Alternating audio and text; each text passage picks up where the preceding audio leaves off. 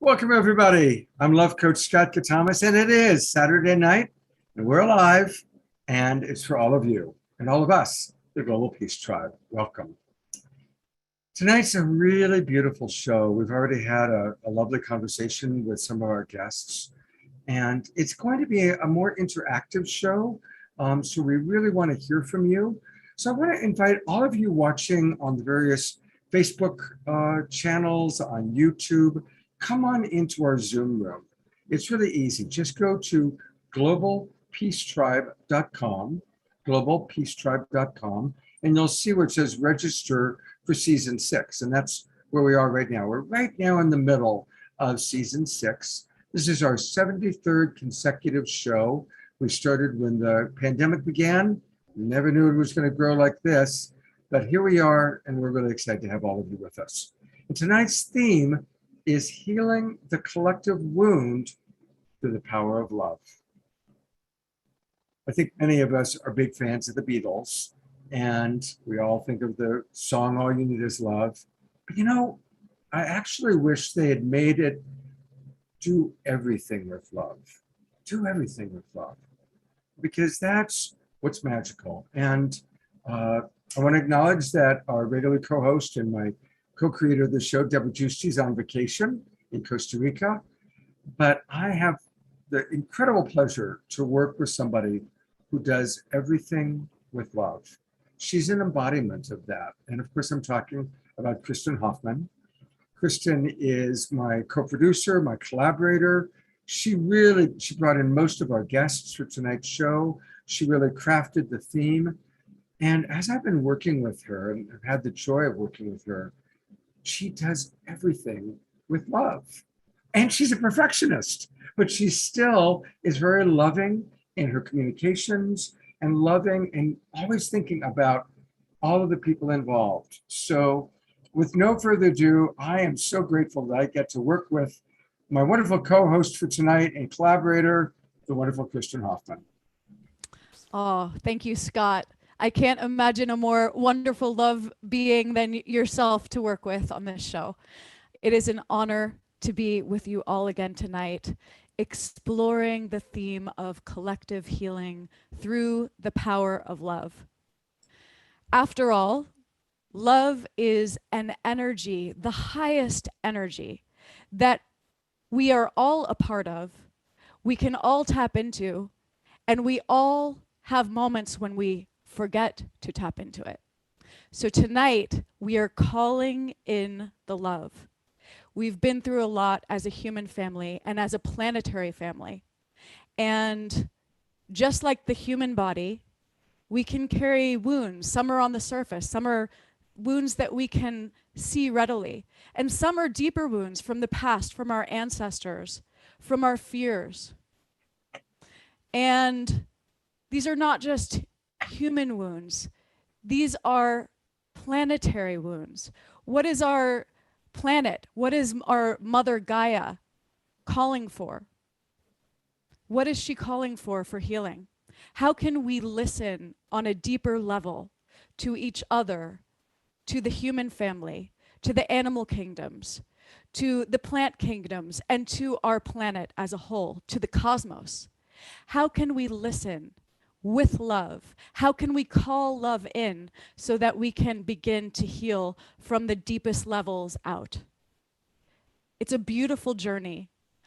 One thing that Caroline Myss was saying in the pre-talk is that love and God, however you want to see God, and Caroline can correct me if I'm misquoting, but this is what I got, that love is really interchangeable in a way with God. It's the highest energy. It's an energy that all of us can understand. And in calling love in, we are literally calling in and listening to the highest form of healing. And when we listen on this level, there is no other choice but healing. We literally call in healing now, in this moment.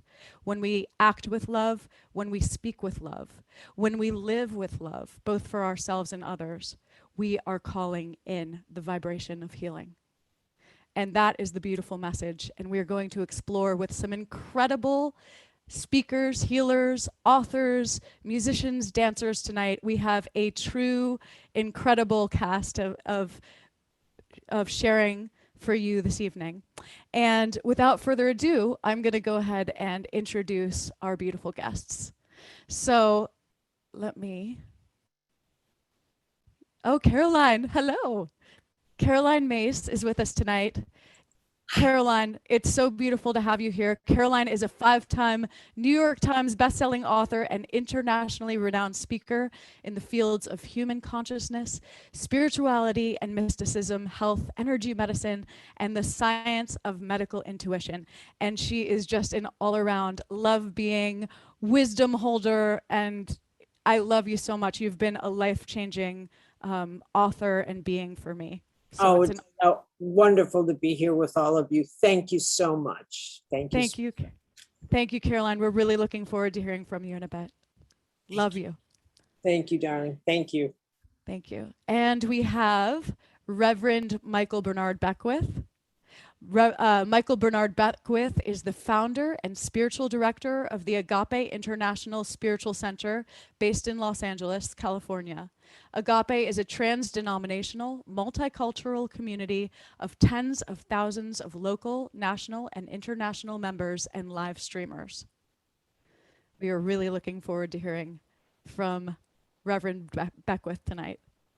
And we have Jerry Anderson, who is also our sponsor this evening. Jerry has over 40 years as a trance healer and has also trained and ordained over 100 healers. He was first legal guide to the vortexes in Sedona for 13 years, and he comes to us from the Mystic Monastery. Jerry, so wonderful to have you with us. And we have my dear, oh, what a beautiful being. I'm so excited to have Reverend Paulette Pipe with us. Oh, hello, Paulette. Paulette is a gifted meditation teacher, best known as the host of Touching the Stillness, the popular podcast for meditation, mindfulness, and spiritual practice. And we are in for a real treat very soon with Paulette. Welcome. We have Dr. Michelle LaMassa-Schrader with us tonight. I'm sorry, Dr. Michelle LaMassa-Dawson is co-director of Recall Healing International with a doctorate in mind-body medicine. She loves teaching individuals tools that enable them to make connections, claim past pain, and incorporate healthier ways of being. Michelle, it's so wonderful to have you and really looking forward to hearing from you. It's wonderful to be here. Thank you so much. Thank you. And our next speaker is Cimarro. For 45 years, Cimarro has been bringing forward the healing arts and ancient universal wisdom through writing, healing work, and teaching. It's such an honor to have you with us tonight. We're really looking forward to hearing from you. So wonderful to be here. Yay. Thank you. Our musicians tonight are yours truly. I will be sharing some music. And dear and incredibly powerful musician, Gilron Shama. Gilron Shama is the art director of international cultural and peace-seeking projects. He is an artist of Middle Eastern descent who carries an important message of a new generation, a generation that finds music as the best gateway to peace between neighbors and nations worldwide. Gilron will bring tears to your heart, tears to your eyes. He's just incredible. And we have Lale Sayoko, incredible dancer. We have collaborated many times. It's such an honor to have Lale here tonight. Lale Sayoko lives to embody and transmit the voice of spirit through music and dance. As a Sufi dance instructor, choreographer, performing artist, and musical curator, she loves to welcome people into this holy practice to explore and share their own divinity. Lale is going to be whirling with me in a bit, and you are really going to be brought to another level of peace and love. That concludes our incredible luminaries and creatives for the evening. And without further ado, let's move into our program. I would like to call Paulette Pipe to the screen, Reverend Paulette. I just have to say on a personal note, I met Paulette through the Evolutionary Leaders Circle, where we are both members. And the minute I felt her loving radiance, it was love at first sight. And we sat down at a lunch and we just shared back and forth, back and forth. And since that day, a few years ago, we have collaborated and kept in contact. Paulette leads the most incredible meditations. And you're about to go on a deep journey. And when I was thinking about how to really dive deeper into this topic tonight, I thought Paulette is the perfect way to take us in. So Paulette's bio, let's see. Reverend Paulette Pipe is a gifted meditation teacher, best known as the host of Touching the Stillness, the popular podcast for meditation, mindfulness, and spiritual practice. Formerly spiritual director of the UK Unity headquarters, and then manager of the retreats department at Unity Village, Missouri.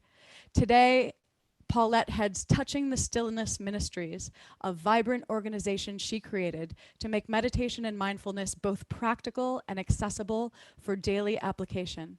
She is a member of the Evolutionary Leaders Circle and currently serves as its keeper of the flame, which means that Paulette holds the energy as all are in deep dialogue and healing and practice. So Paulette will hold the space for everyone.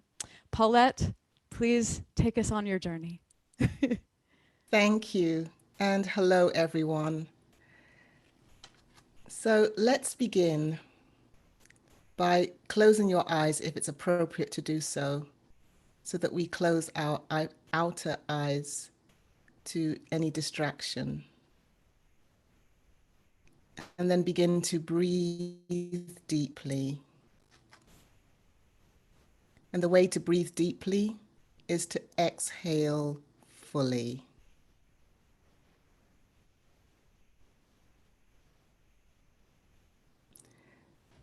Scroll through your body temple and notice where there is any sensation or discomfort. And exhale your next breath to that place now. Feeling every part of you begin to relax some more. Your shoulders glide down from your ears. Your seat softens, and you uncurl your toes in your shoes.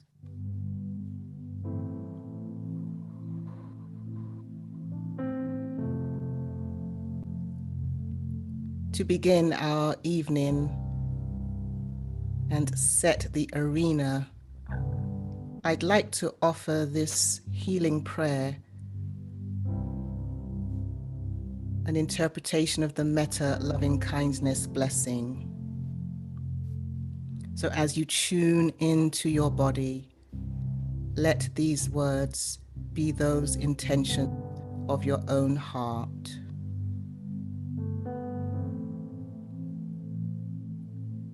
May my body be filled with loving kindness.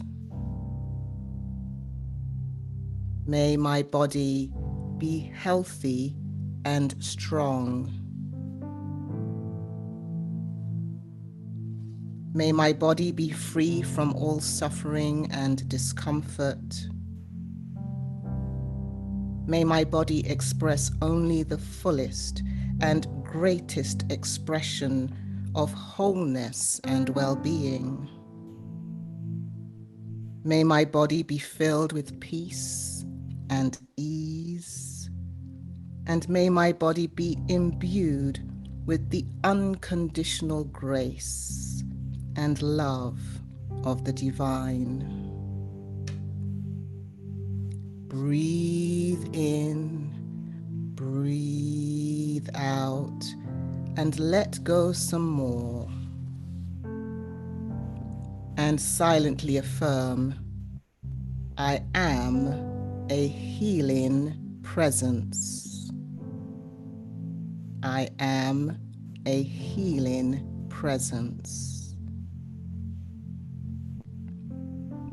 And now radiate loving thoughts, loving energy to your family and loved ones, whether they are near or far, here on the planet or beyond the veil. May your body be filled with loving kindness. May your body be healthy and strong. May your body be free from all suffering and discomfort. And may your body express only the fullest and greatest expression of wholeness and well-being. May your body be filled with peace and ease.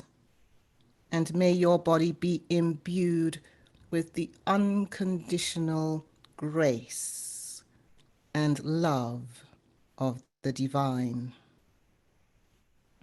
Breathe in, breathe out, and affirm you are a healing presence. Radiate that out to your loved ones. You are a healing presence.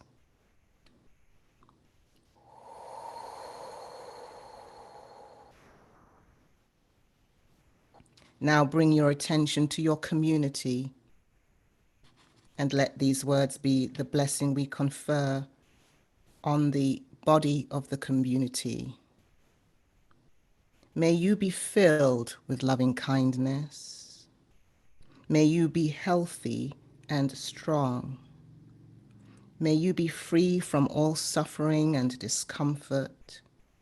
And may you express only the fullest and greatest expression of wholeness and well-being. May your community be filled with peace and ease. And may your community be imbued with the unconditional grace and love of the divine. Inhale and exhale. And affirm, we are a healing presence. We are a healing presence.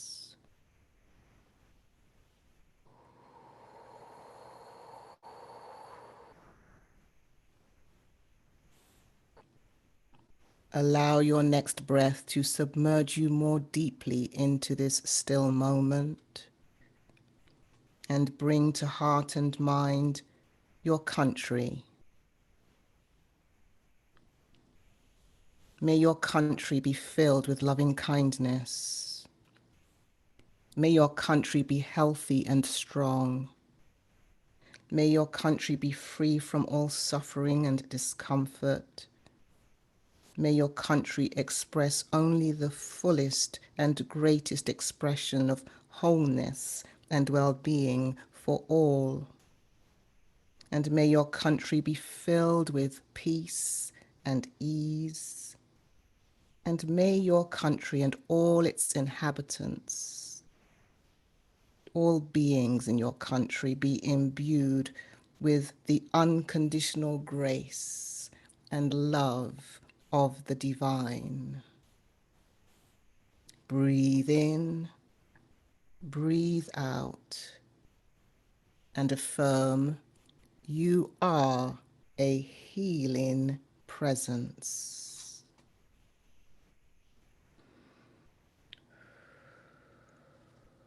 Now in your mind's eye, visualize the globe of which we are part, a small part of the cosmos, a part that is calling forth healing into every aspect of itself now. And let these words radiate on your behalf as a healing intention for our world. May our world be filled with loving kindness. May our world be healthy and strong. May our world be free from all suffering and discomfort. And may our world express only the fullest and greatest expressions of wholeness and well-being. May our world be filled with sustainable peace and be at ease. And may our world be imbued with only the unconditional grace and love of the divine. Breathe that in. Exhale an expression of healing love to our planet and to all beings on the planet. The oceans, the sky, the trees, the forest, the faunas, the ocean, the animals, the insects, every inhabitant of our planet. And affirm all beings and our world are a healing presence.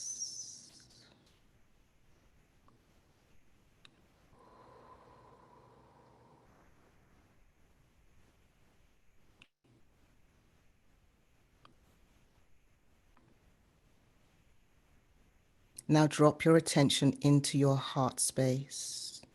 Breathe in and breathe out as though you're breathing through your heart space at the center of your chest at heart level. Now, as you breathe in your next breath, exhale that breath up to the crown of your head and out through your head, out into the cosmos. Breathe in through your heart and exhale that breath through your lower body, through your limbs, your feet, into the core of the earth and beyond. Breathe in through your heart space and exhale to the left of you, expressing through your body, through your community, out into the world, out into the cosmos as a healing energy of love. Breathe into your heart space and exhale through the right of you, through your body, through your environment, out into your community and the world and beyond. And feel the interconnection of that love vibration circulating above, below, to the left, to the right, out in front, out behind, connecting us in consciousness so we know in this coherent field that we are one. And that love knows no bounds and is a healing, powerful energy radiating out from each of us by intention. Breathe in and exhale. And feel that love flowing back to heal all wounds, all discord. And one more time, hold this intention. May we be filled with loving kindness. May we all be healthy and strong. May we be free from suffering and discomfort. And may our experience be only the fullest and greatest expressions of well-being and wholeness. And may we be filled with peace and be at ease.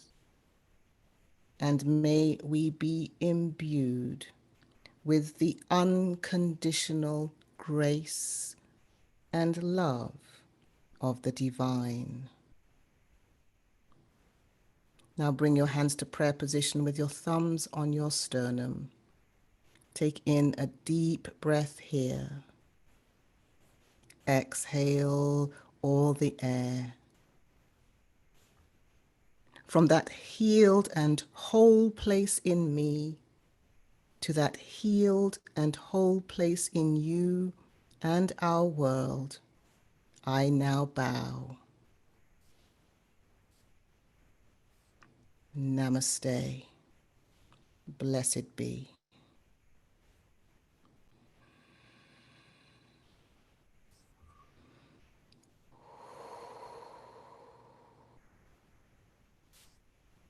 Thank you so much, Paulette.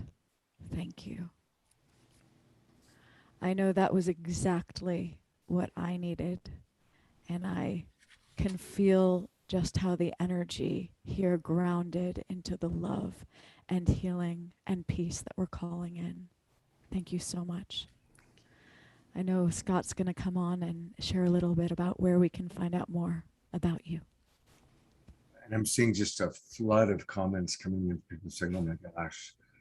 I gotta say, you took me so high. It's like, okay, I have to come back down and I have to be grounded for another 2 hours to run this show. But boy, did you take me and all of us into a beautiful, beautiful place. Thank you so much. And thank you for the wonderful progression of starting with self and then community and until finally our entire planet. Thank you so much for that beautiful progression. You know, I often talk about how we only get a homeopathic dose of our presenters, but we always want to let people know how you can find out more. And Paulette has a beautiful website, and the name of her website so perfectly embodies what we just experienced. It's called touchingthestillness.org. Touchingthestillness.org. Paulette, as people go to your website, is there any particular place that you really want to direct them to? Thank you, Scott. I would love if people would go to the show page and listen to the podcast for meditation, mindfulness, and spiritual practice. The podcast includes music, affirmations, and there's always the meditation that I lead every week and an activation of some kind. And then for a live event, you can go to the calendar page where you'll see information about the breathing space, which is a live event that I do on Zoom and then weekly. It's on Zoom bi-weekly and bi-monthly and on Insight Timer weekly. Beautiful. And that's a gathering where we can all bring our energy and our intention together. Wonderful. Thank you for the opportunity to be in sacred service.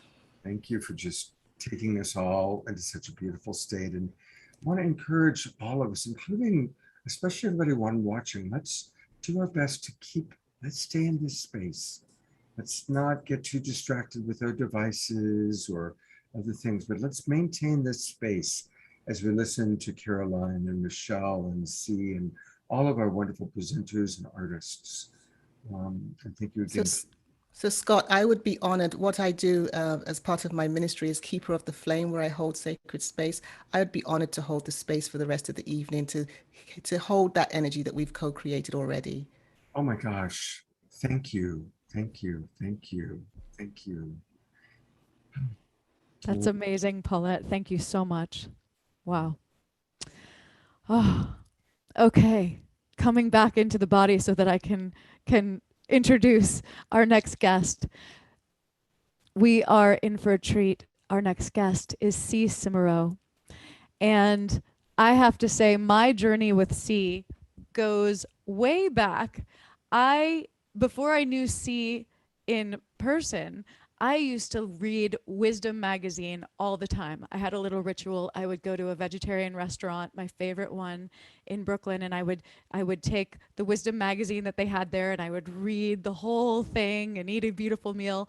And I was always struck by C's incredible totems column in Wisdom magazine. And I started playing soon after in or years later, actually. What am I saying soon after? I started playing years later in Massachusetts. And I noticed that this woman would come with her beautiful dog named Thunder. And after a couple of shows, C came up and introduced herself. And I said, I know you. You are are a hero of mine because you help me stay connected to the natural world through your totems column. So, C, it's an honor to have you here tonight. Let me just read a little bit about you. For over 45 years, C. Cimarro has been bringing forward the healing arts and ancient universal wisdom through writing, healing work, and teaching. For 21 years, she has been contributing writer to Wisdom Magazine, which publishes her totems column. During the pandemic, she was guided to write a series of 33 poems and 22 haikus, all on love. She is endeavoring to publish them in a chapter book called The Path of Love in the next few months. Tonight, she will be sharing poetry that is from that series. Perfect alignment. Perfect alignment. We are excited. Thank you, C, for being here with us. I love you. Thank you, Kristen, and thank you so much for inviting me to be here. It's just so wonderful as we all become love and realize the love that we are. So I'm going to start by holding up a sign. And this sign was made for me. Can everybody see it? A little bit higher, C, and back, just sit back. Okay. Sit back a little bit higher. There you go. Be kind to self, each other, and the natural world. Yes. My daughter made this sign for me for my birthday last year. I gave her the text and she did the crafting. And I hang it on my front door so that I can be reminded visually every day what is most important in life. The more we establish sustainable and life-giving practices in every environment, the healthier life on Earth will be. Everything we need comes from Mother Earth. I mean, everything, one way or another: food, clothing, sustenance, livelihood, shelter, even the things we want but really don't need. We get our raw material from Mother Earth. And if we don't appreciate these resources with gratitude, then our values get skewed, which we become more concerned with, making more money, predominating in the harvesting of the sacred resources of the planet. And as we're seeing every day now, such methods are killing us and all life on the planet. But each of us can make a difference. How? Well, we can support and buy from producers who are environmentally sustainable, and from organic producers of meat, plants, and other food products. We can buy less plastic and synthetic clothing. Do we really need all that packaging material? We can support solar energy and make sure that the wood in our homes doesn't come from rainforests or old growth forests. We can recycle and compost as much as possible. We can refuse to support practices that create industrial waste, poisonous farming practices, filthy water, and sterile land. Instead, choosing products that are non-toxic for growing plants or weeding. Okay, and by the way, weeds are wonderful. Most of them provide food for us or other species, or help neighboring plants. They may provide medicine for our bodies, tinder for our fires, food for our pollinators, and not least of all, beauty. Even the elements have given us gifts: the air for breathing, fire for energy, water for hydration and flow, and earth for solidity and sustenance. Most importantly, Earth has provided us with home. For 21 years, I've tried to show the unique abilities and characteristics of each species that I write about in my totems column for Wisdom Magazine, in order to open minds to appreciating them more each day. All species are deserving of our curiosity, respect, compassion, love. The more we learn about individual species, the more we will comprehend how grand the interlocking design of all life forms is, because nature is the grand designer. Each plant, tree, insect, crawler, water dweller, bird, and mammal can teach us how to survive and thrive. Consider this. Do humans know how to make food from light and water as plants do? Plants make enough to feed themselves and us. Can humans fly like birds? Can we pick up a scent or be aware of movement the way four-legged does? Do we care for others in our communities the way that some insects like ants do in their communities?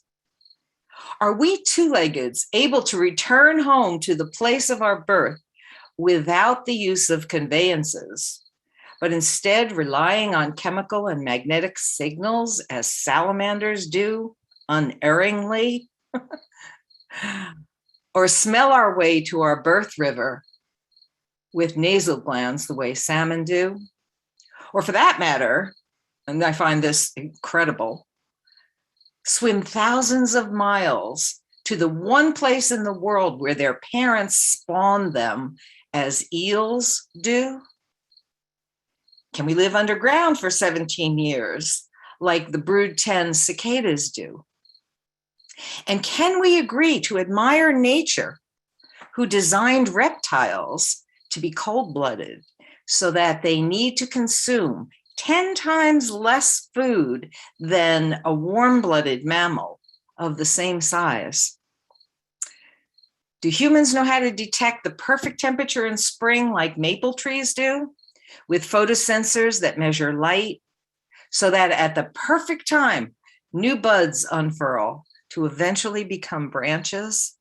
Hallelujah! Those branches need food, so maple trees produce sap, and then we get to enjoy maple syrup, like I did this morning on my pancakes.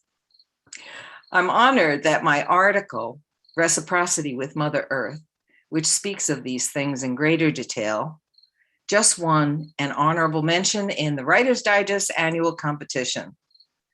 But you can also go to Wisdom Magazine to read current and archived totems articles, and then you can pick out your favorite totem and possibly it's in there and you can learn more about it.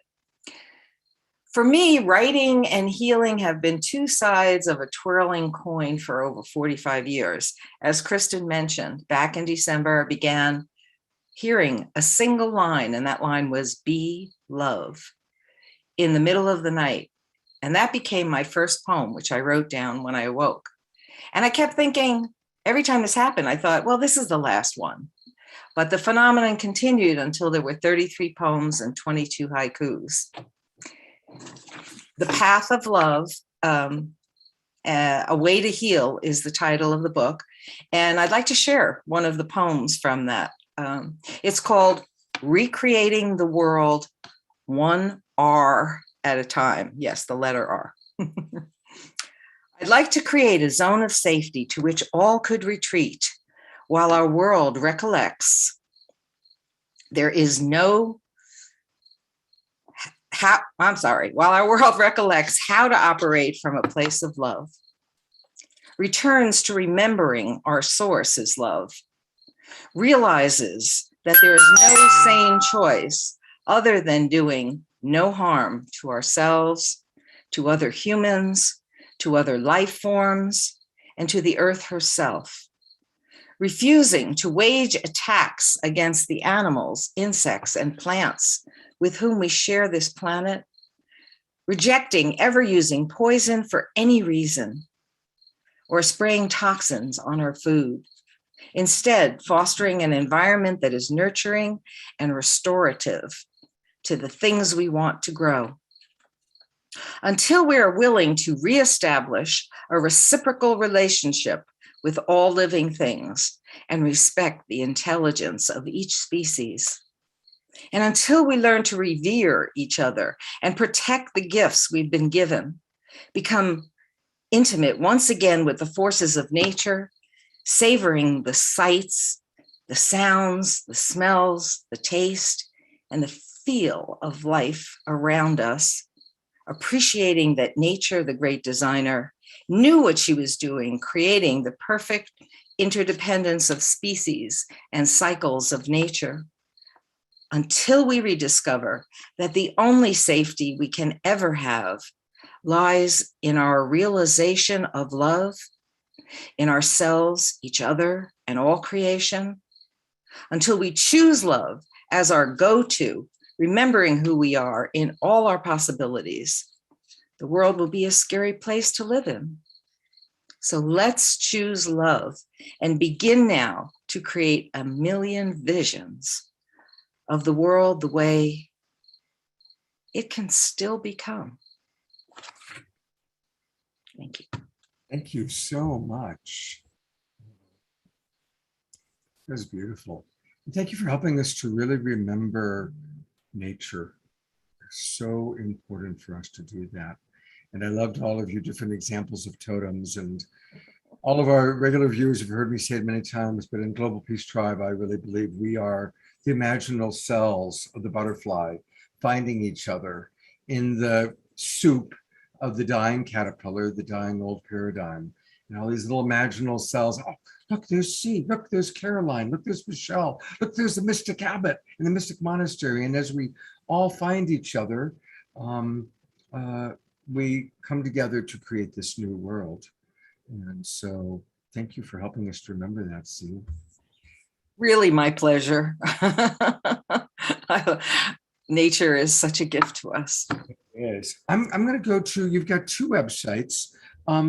Connect with C. This is her primary website, and it's her name. I'm going to spell it for everybody. It's CIESIMURRO.com. CIESIMURRO.com. Cimarro.com. And there's so many beautiful things here. Anything you want to make sure that people are aware of or go to? You know, I like to let people follow their intuition, and there's a whole menu across the top. So if something feels like you want to explore it, please do. If you go to the homepage, there we go. Go ahead. Nope, that's not the homepage. You know what? I just went to the totems book. Oh, okay. Well, that's a good thing, actually. Volume 1 is done, and I promised someone the other day that Volume 2 would be my next project after The Path of Love. So, yeah, I could be happy to send that to anyone, and all the information about it is there. Thank you. We'll all reconnect with nature. And I'm actually very, very briefly, because we're running a little bit late, which tends to happen because everybody's so wonderful. Just a reminder also that you've got this wonderful website with all the wisdom magazines. And so that's Wisdom of the Heavens. And that's a great place to go for people to get all of your wonderful magazines. And thank you for. Well, this is actually Wisdom's website. And if my article's in the Earth or in the Earth section.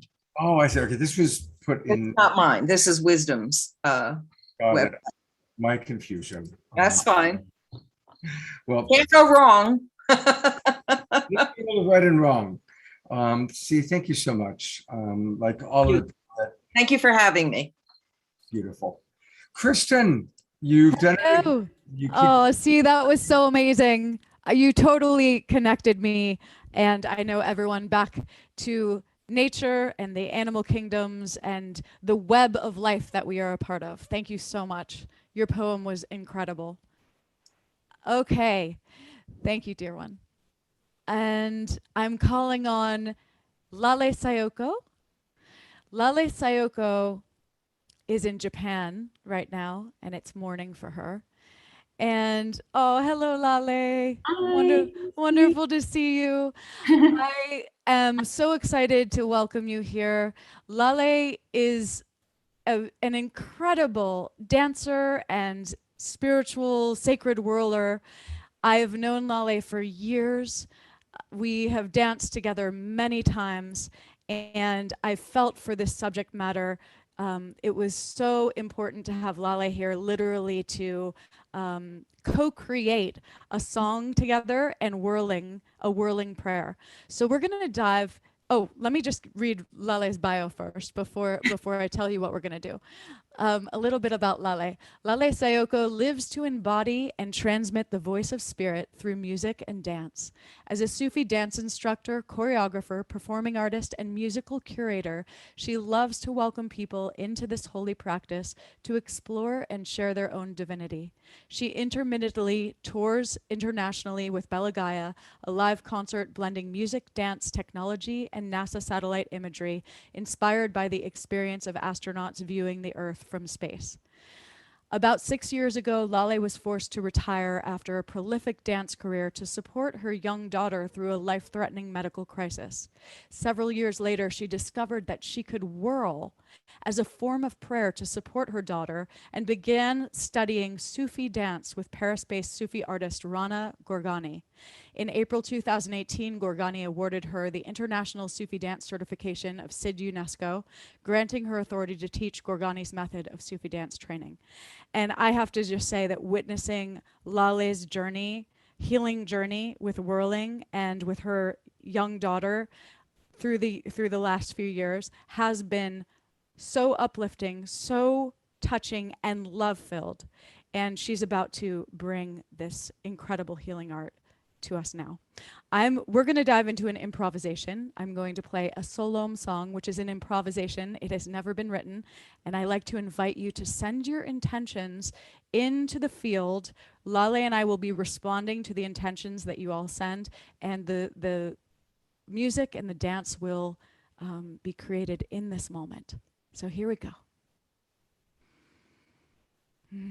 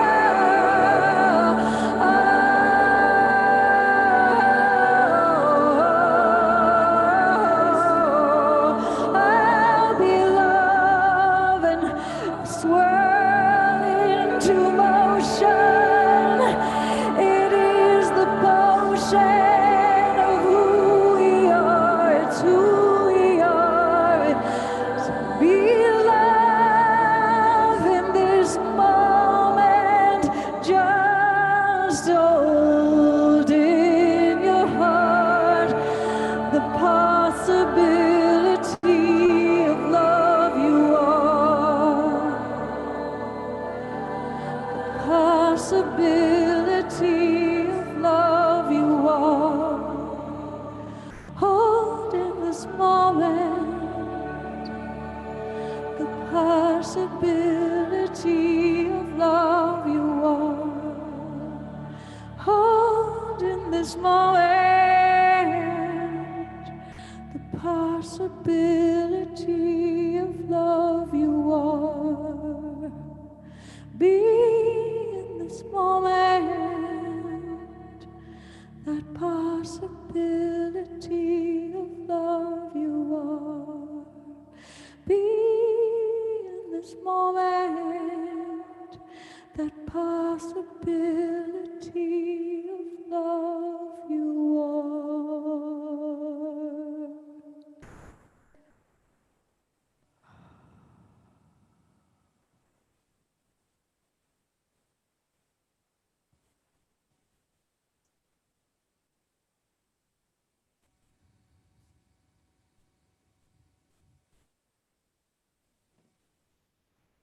Some of the words coming from our viewers are exquisite, stunning, no words, amazing, wow. These are all reading from the chat box. What a just exquisite combination. Thank you both so much. Oh, thank you. Thank you, Lale. Always an honor to weave with you. Oh, come be with us. Thank you, dear one. Your pure grace, pure love, pure spirit. Thank you. Thank you so much. And Thank you, everyone. And Lale, we are. Where can we find you, Scott? Do you want to bring up Lale's Instagram? Yeah, I'm going to bring up two things. This is Lale's Instagram page. I love what she's got in the upper left-hand corner. So we can find her on Instagram at Lale Sayoko. Sayoko. I got it. Lale Sayoko NYC. Okay. LALESAYOKO NYC, New York City. So that's her Instagram page. And Lale, you've got this other beautiful website. Tell us a little bit about Bella Gaia. Oh, Bella Gaia. I'm working with Christine actually for years. And then this is my husband's project. And then Christine, you are the Bella Gaia ambassador, so you can explain about the Bella Gaia better than. Well, we have had the pleasure of traveling with Bella Gaia for over 10 or 11 years now.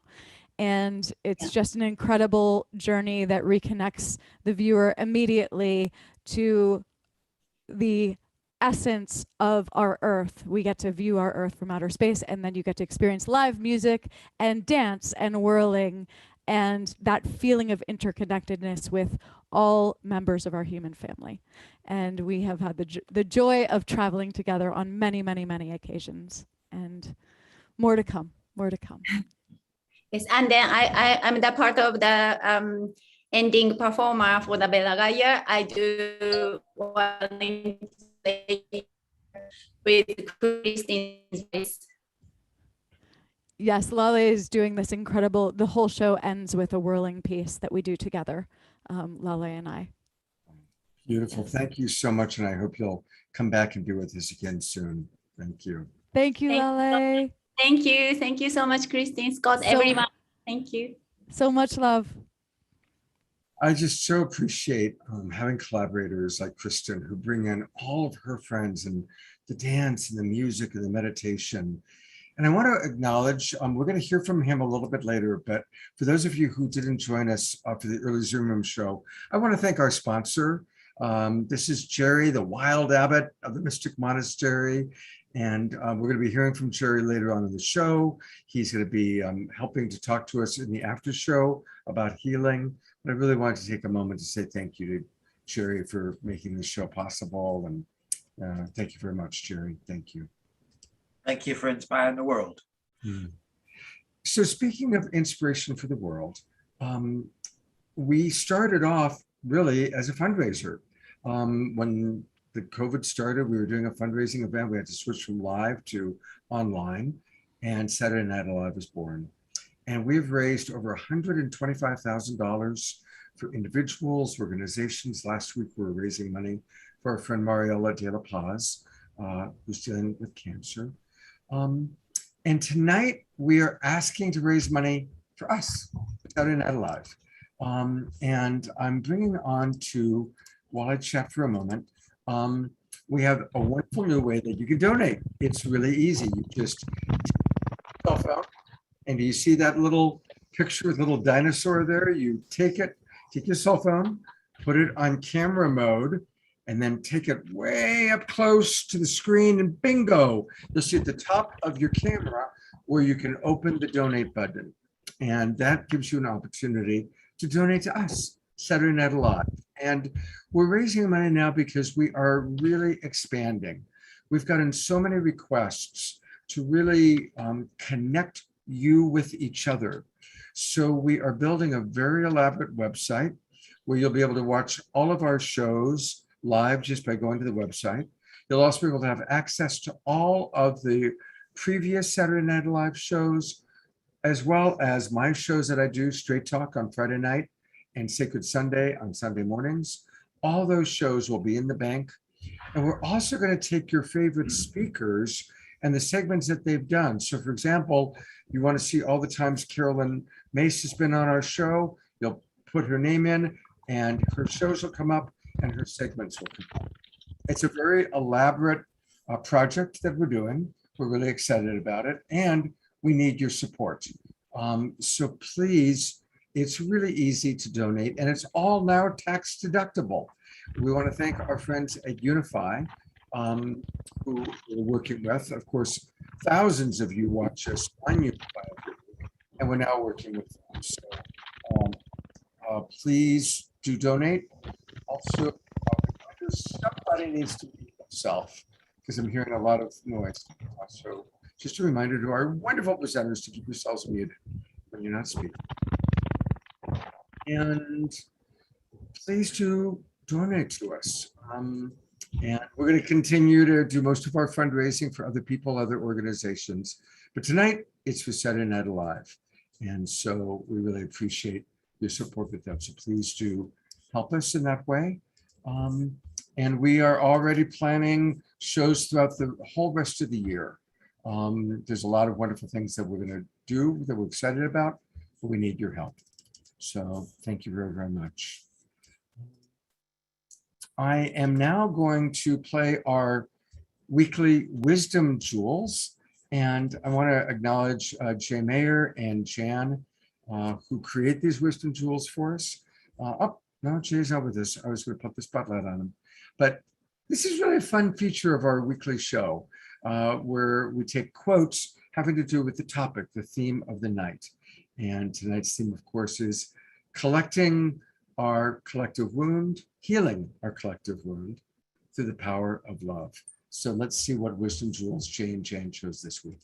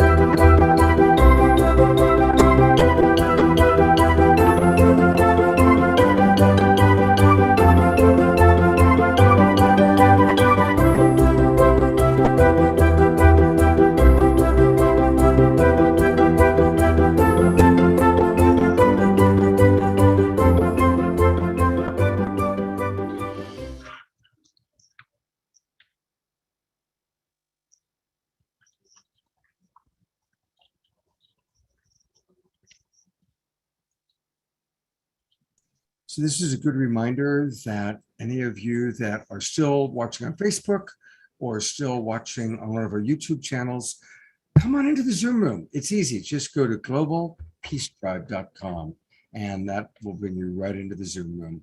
Register so that we can connect with you more directly. So thank you, Jay and Jan, for creating the wisdom jewels. And now to introduce our keynote speaker, I'm turning it back over to Kristen. Hello, everyone. It is a great honor to welcome and introduce Caroline Myss. On a personal note, when I first read Caroline's book, Anatomy of the Spirit, years ago, it was life-changing, so life-changing. It's hard to even express in words. So my heart is just filled with gratitude for the awakening that Caroline has provided me in my personal life and to the world. Her love, her wisdom is profound. Not only that, she's a great writer. So let me read a little bit about Caroline. Caroline Myss is a 5-time New York Times bestselling author and internationally renowned speaker in the fields of human consciousness, spirituality and mysticism, health, energy medicine, and the science of medical intuition. Caroline developed the field of energy anatomy, a science that correlates specific emotional, psychological, physical, spiritual stress patterns with diseases. Her research proved so accurate that it became the subject matter of a book co-written by Caroline and Norm, The Creation of Health. And Caroline has written many books. Her most recent book, which I have with me right here, and I'm sure Caroline will go into it more in depth with Scott at the end, but it's called Intimate Conversations with the Divine, Prayer, Guidance, and Grace. I highly, highly recommend that you go order it right now. And without further ado, Caroline, welcome. I love you. It was a lovely introduction. Thank you. A little over generous. I thank you very much. Oh, stop it's it. wonderful to be here. Thank you. Thank you. Well, the subject for tonight, I have to squeeze the incredible subject of healing the collective wound through love into a few minutes. So what I've done is try to find a jewel that might make a difference to you for the rest of your life. And if we were together for a seminar, and like the good old days when we could be in a class together, I would toss the question out, how should you understand the power of love? And my experience with people is that the association with love is very intimate, very romantic, very hallmark, very family, very friendly, like that kind of love. But you underestimate what love is by defining it as something personal. That's the last thing love is. That's the caboose on the train of love. What fascinated me about love, and therefore it's become kind of this object that I study, is that our relationship with something we crave so much, and yet we're so frightened of. We are drawn to love. We don't do well without it. And yet we're terrified to share it. We're actually terrified. We have to have these seminars on how to use love to heal wounds, but we never have seminars on how to be hateful or how to be destructive, because that comes so naturally to us. But it seems like love doesn't come naturally. It should, but it doesn't. Unless we're not understanding what love is, which is what I'm beginning to think might be the truth. I think that love is actually the name that we've given to how, as beings on earth, we experience the nature of God flowing within us. And the nature of God not, mind you, religious. I have no use for religion. The nature of God as the creative force of all that is. All life breathes together.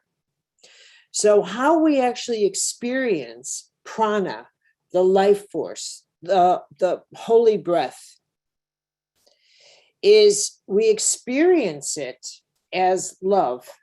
And in the spectrum of love, as its destructive and creative nature, it's the whole of it. And so we are very judicious about this force that runs in us. We're very guarded about who we love, how we love, because we know how powerful it is.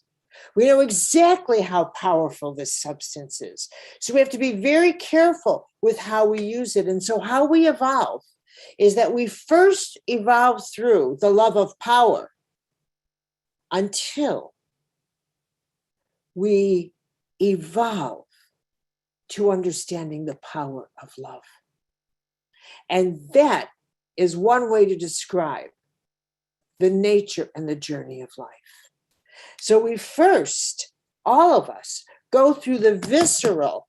What is it we love? How do we love? I have to touch it. I have to feel it. I have to see the power of love and how it affects someone. When I withhold it, I have to see them crumble. Now that's power. I have to see them rise in front of me when I turn the faucet on again. I have to see the power of yes and the power of no, because that's love in action. Because it actually is watching the creative force flood through me. And we might not call it love, the love of stuff. Addiction is a form of love. It is what we are addicted to. It is a low-grade form, but it is power. What the great challenge of the heart, we could call it forgiveness, is learning to empower another person, to to give power to another person through love. Learning to use all that you are, your intuitive nature, the heart in you, to get your heart so big that you can sense what another needs, and to love big enough to raise them up.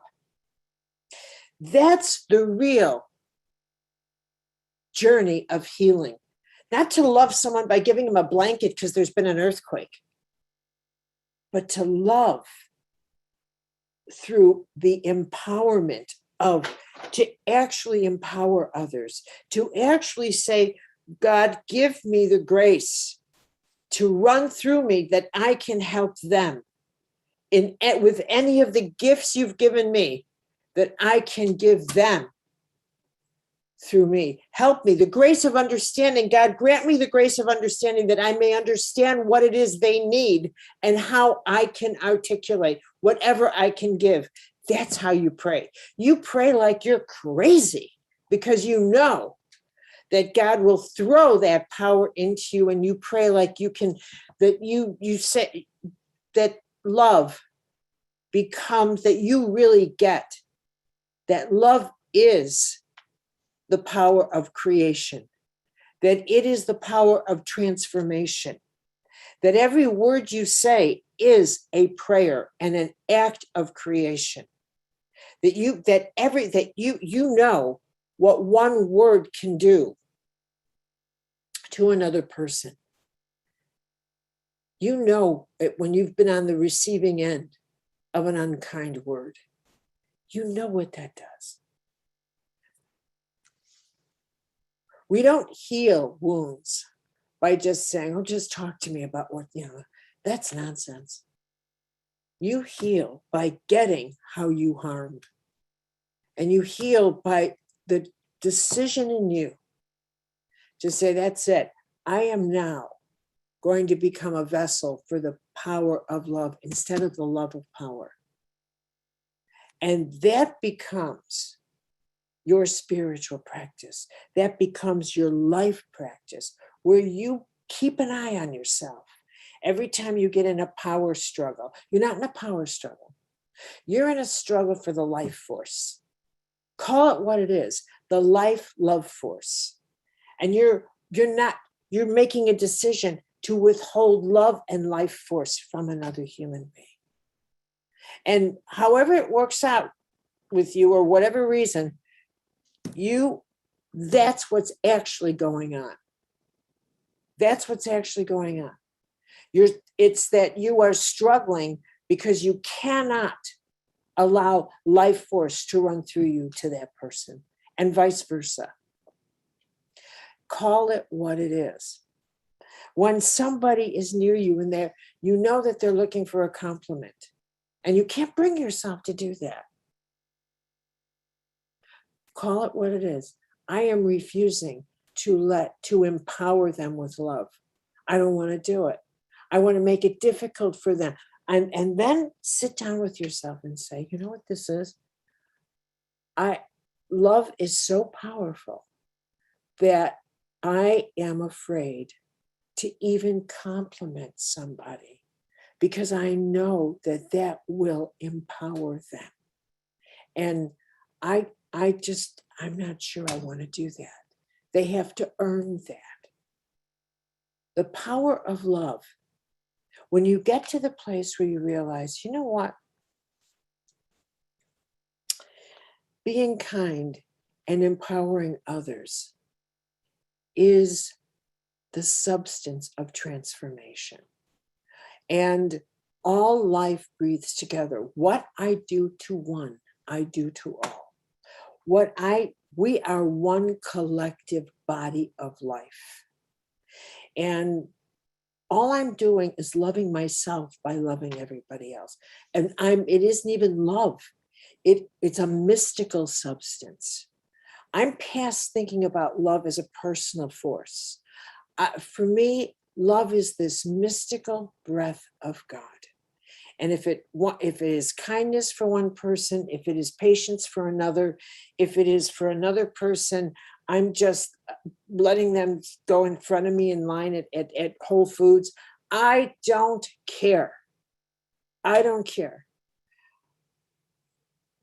I see it all now as if that all of creation is God. Every breath I take is breathing in all that is. All that is. And there's nothing else to do but live this force of love. And that's it. So I leave you. I'm going to leave you with a prayer because I have a prayer I want to share with you.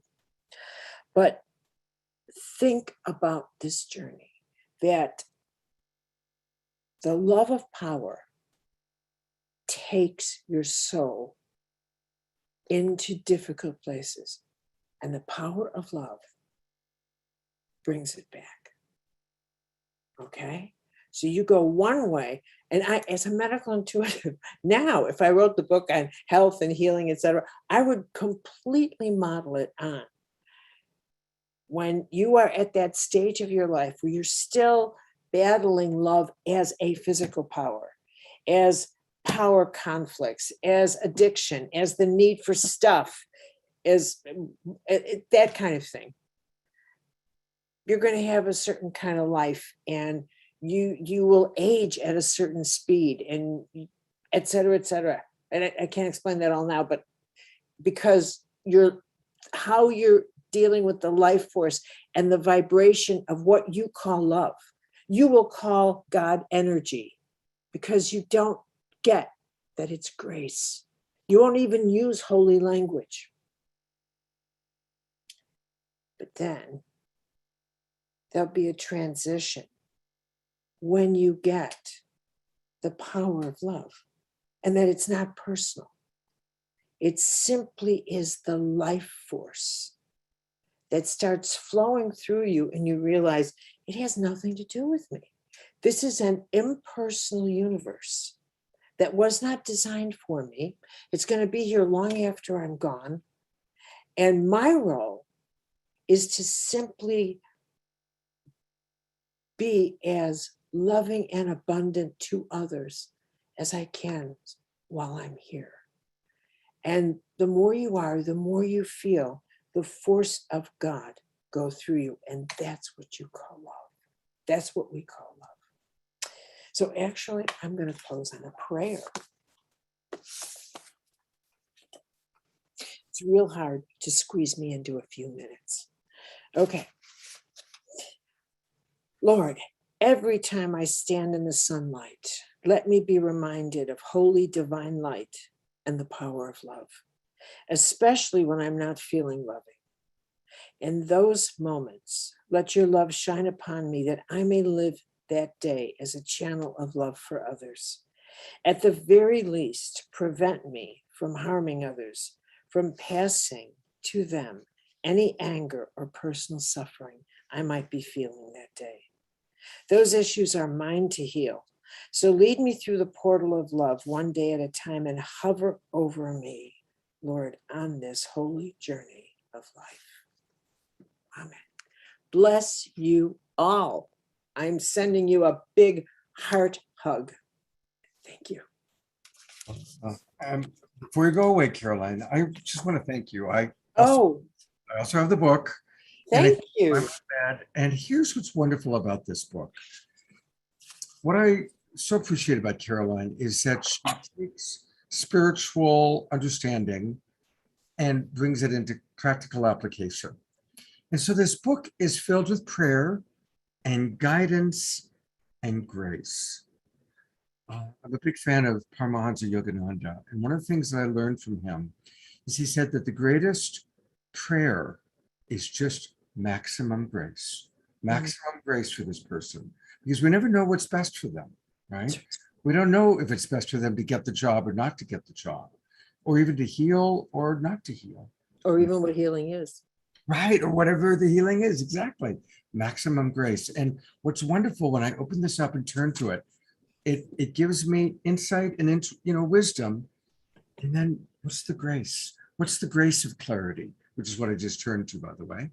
What's the grace of these different things? So it's a really wonderful, wonderful book. Hard to show when we've got the little thing. Thank you, Scott. Oh, Thank God you, bless Kristen. you. It's this and one other book by Bruce, who was on our show recently, Bruce Lipton, are the two books that are on my bookshelf right by my bed. So, Oh, bless your soul. Mine's by my bed too. I like to just see where I land. And what a gorgeous voice you have. Oh, I want to let people know where people can go to get and all things Caroline Myss. And that is her website. And it's very easy to remember it. It's her last name, myss.com. myss.com. And there's a lot going on there. Is there anything, Caroline, you want to direct people to? Well, I'm doing a wonderful class right now with Robert Holden on the Enneagram, which is just delicious. Where do we find out about I'm that? having the time of my life. I'm guessing you're a 2 with the 3 wing. No, I'm not. I'm a 1. You're a 1. And I knew nothing about, let me be clear here. I knew nothing about the Enneagram, but then I really developed an absolute deep respect because I became a student of Pythagoras. So I came in through Pythagoras and I studied Pythagoras, and then I thought, this has to, the Enneagram has to have its roots in Pythagoras. It has to, and in fact it did. And then that sold me. So people can still come in, they can still participate in that workshop? Yeah, oh my, I have to say that Robert Holden is such a magnificent teacher. And so doing this class, he teaches, and then I did the Enneagram, the second part of with him. He wanted me to do a spiritual meditation on it and a commentary. And I'm just enjoying it beyond. I have not enjoyed teaching with someone as much in donkey's years. Wow. Yeah. Well, before you go, our beloved Kristen has a little special offering for you. And thank you again, Caroline, for. Oh, my pleasure. thank you, Caroline. Well, that was one of the most profound talks on love that I have been present to. I'm so grateful for you just rooting that core understanding of when we transform from the love of power to the power of love. That's when we are truly living, breathing, co-creating together. Thank you. So, Caroline, I know you've received this gift once before because we were on our beloved sister Jenna's program in the fall. And when we were together on that program the night before, I was tapping into your new book and I suddenly got this huge musical download and I said, oh, I have to write this song down and just see if I can capture it. And the next day I played it for the first time for you, and now this is the second time, but I know this audience has never heard this song before, and it's just an honor to play it for you again. It's so beautiful. Oh, good. Well, here we go. Okay, let me get my ducks in a row over here. Hold on. Okay. This is called Sweet Divine.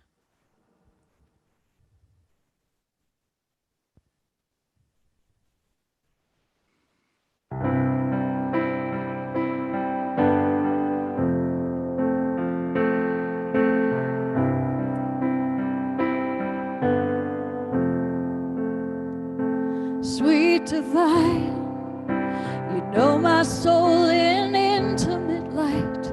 You guide me with a map of signs. Let me know that it's all right.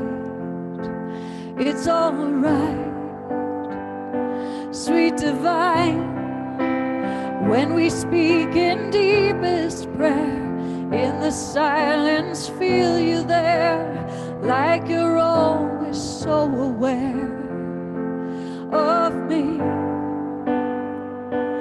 In these conversations, you help me see the way.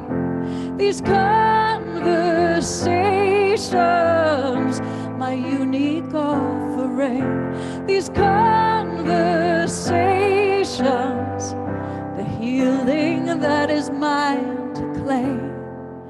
Oh, sweet divine.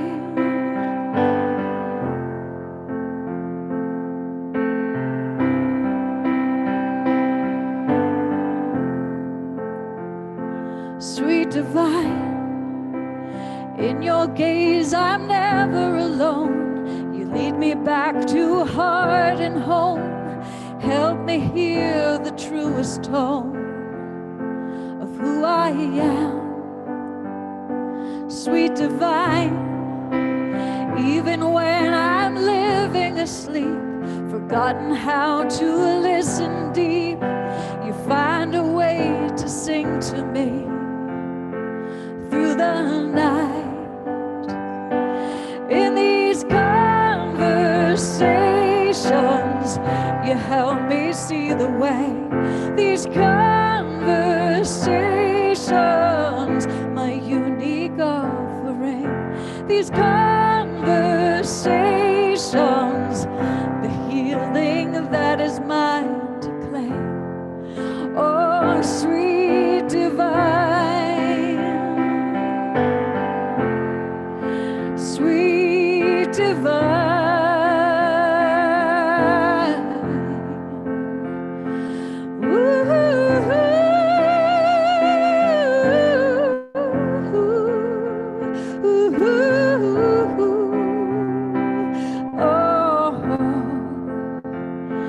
Ooh.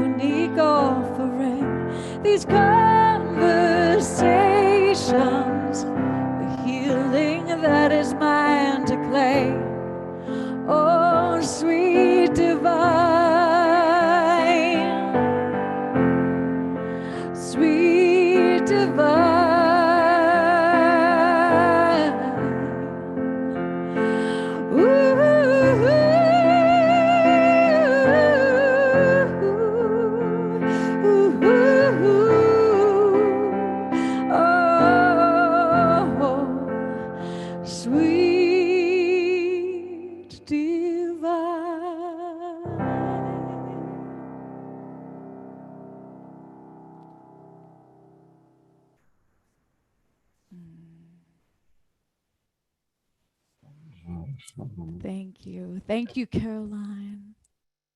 Mm, Mm. thank you. Okay. And a Let reminder. me come back into my body and remember what's next. Did you have a reminder?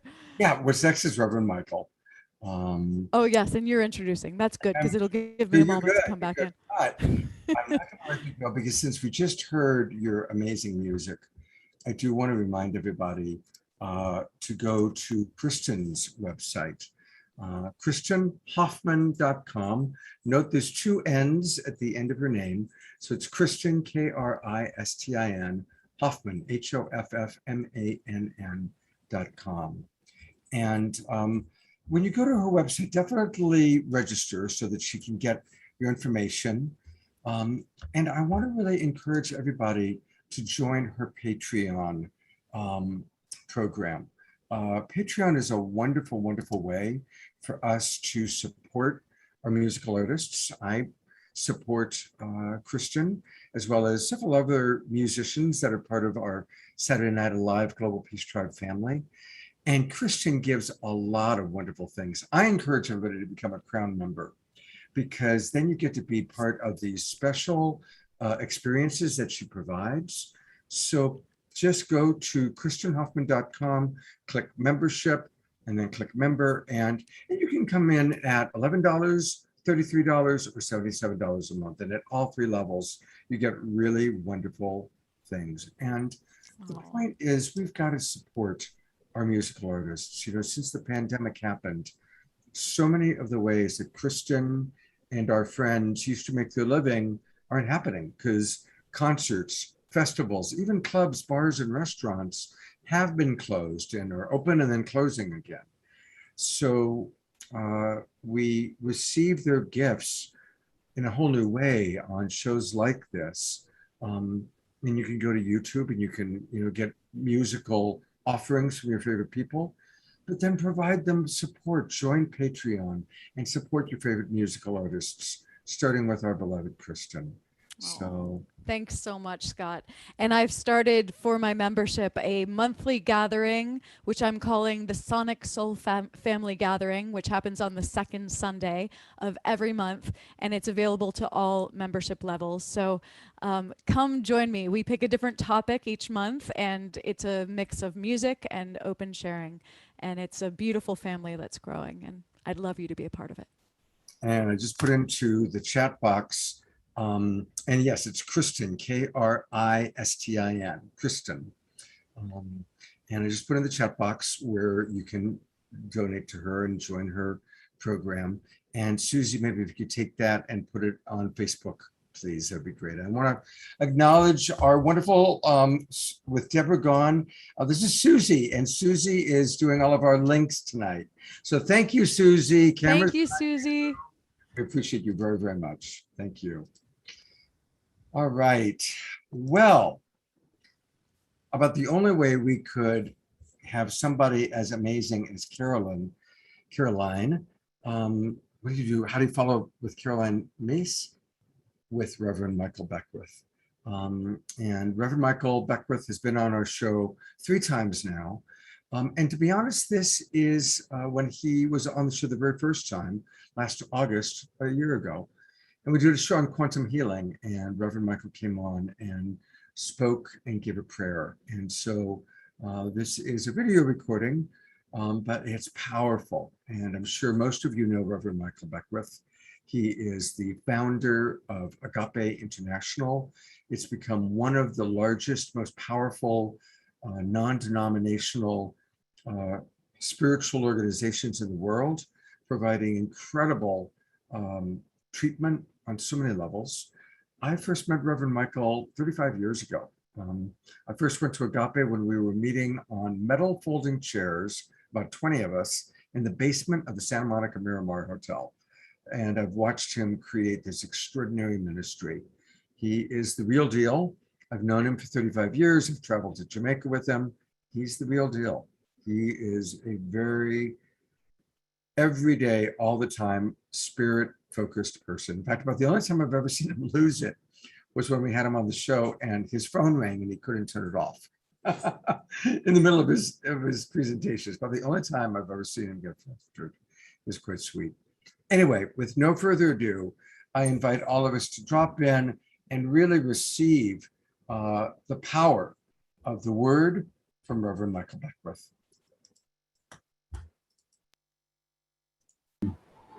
Brother Scott, it's my joy to be with you, and thank you for the invitation. When we talk about who we are as the light, in the quantum field, we are a whole perfect idea. We're a one-of-a-kind, unique expression of infinite potential that is always seeking to express itself by means of us according to our unique pattern. And so when we talk about quantum healing, we're talking about going back to the source, going back to having a spiritual realization of our innate wholeness. And when that begins to happen, then the mental body, the emotional body, the subtle bodies come, and the physical body come in harmony with the celestial body, which is light itself, which is perfect. Now, I can remember teaching a class a number of years ago, and at the end of the class, I said, who wants to be held in the group field of prayer? And a lady shot up her hand. Her name was Donna, and she doesn't mind me telling this particular story. And she said, Michael, I would love for you to pray that I get moved up on my kidney transplant list. I have a kidney disease that the doctors say cannot be handled without an operation. And will you pray that I get moved up on that list? And I said, Donna, why don't we work with healing the kidneys that you have? And she said, no. The doctor said that they've never seen this particular expression, this disease ever heal. We have to have an operation. And I said, I understand what the doctors have said. We work with the kidneys. And she said, no. And she was very adamant about that. All of a sudden, I thought about this story that Alan Watts shared. And Alan Watts talked about his wife always being late. And he would tell her, babe, listen, we have a meeting, don't be late. And she would inevitably be late. He would lie about the time, says we need to be there at 6 when we really needed to be there at 7. And she would find a way to be late. And then one day he was in New York City and he said, let's meet for lunch. But I remember I have a meeting. She was late. And so he's watching his mind go crazy. She's always late. She doesn't respect me. She doesn't respect my time. And then he heard the mind chatter. And he said to himself, my wife loves me. She respects me. She just has a casual relationship with time. He said, I'll take this time to meditate. While I'm waiting, I'll meditate. While I wait, I'll meditate. I heard that story in my mind. I said, Donna, while we're waiting for the transplant, why don't we try to heal your kidneys? And she said, yes. So all of the anxiety and all of the energy dissolved. And so then I asked the class, I said, how many of you today woke up and became very grateful that your kidneys are working? No one raised their hands. And so I said, this is what I want you to do. Every time you use the restroom today, I want you to bring Donna into your mind, and I want you to tap into the field and see her wholeness. We called it the PP prayer, praying while peeing. And we had the whole class do this. Donna, I gave her a book, and in the book, there was a chapter on physical healing. I told her, and there was a particular emphasis on the kidneys as a way of distilling toxins. I told her, read this book every single day and to begin to have a feeling of her own wholeness. So approximately a month later, we're meeting for their oral examinations. And Donna raises her hand very enthusiastically. And she says, my hip, Brother Scott, it's my joy to be with you.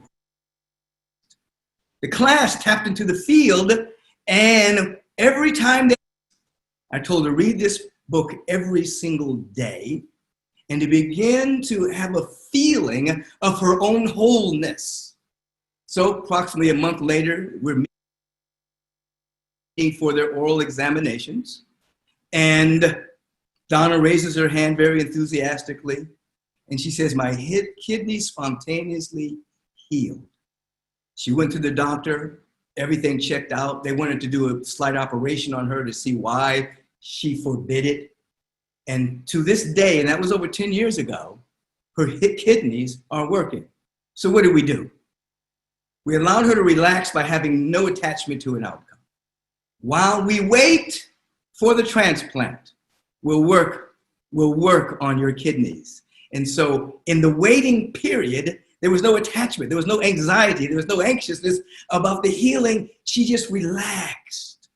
The class tapped into the field, and every time they used the restroom for that 30 days, they brought Donna into their awareness, and they tapped into her wholeness, that perfect spiritual prototype that's impervious to time, impervious to experience and thought forms. And that's how they saw Donna. They didn't see her as an individual that was sick. They saw and felt her as an individual expression of the Most High God. And then Donna got her mind back by reading every single day about the possibility of physical healing, and then feeling into her own wholeness. The body temple began to respond, and it shifted her life. Not only did it shift her life in terms of the kidney, she began to exercise. She began to lose weight. She began to eat more nutritional food. She began to hydrate. She began to do things she wasn't doing before. So she had a total and radical shift in how she walked the planet. When we think about quantum healing, the quantum field is the unified field. We could call it divine consciousness. We can call it the field of unity. It's the field that I saw back in the 70s. It's the field that I see on a regular basis. The field that I saw 3 or 4 weeks ago when I was inundated into the light. Our role is to take our mind back from the worry, the doubt, the fear, the anxiety, all of those particular thought forms that create toxic chemicals that impede the immune system, get lodged in our nervous system, so that even when we're talking good about ourselves consciously, the nervous system has a memory of that anxiety that was captured by the worry. So we take back our mind where it was hijacked. We feel into our sense of wholeness. We invite the community to see the wholeness, and we do this with each other as we're speaking to each other this evening.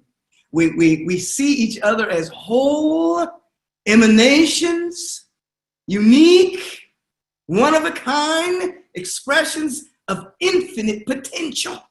Because this presence that is never an absence, never does a do-over, it never repeats itself, and it got you right the very first time.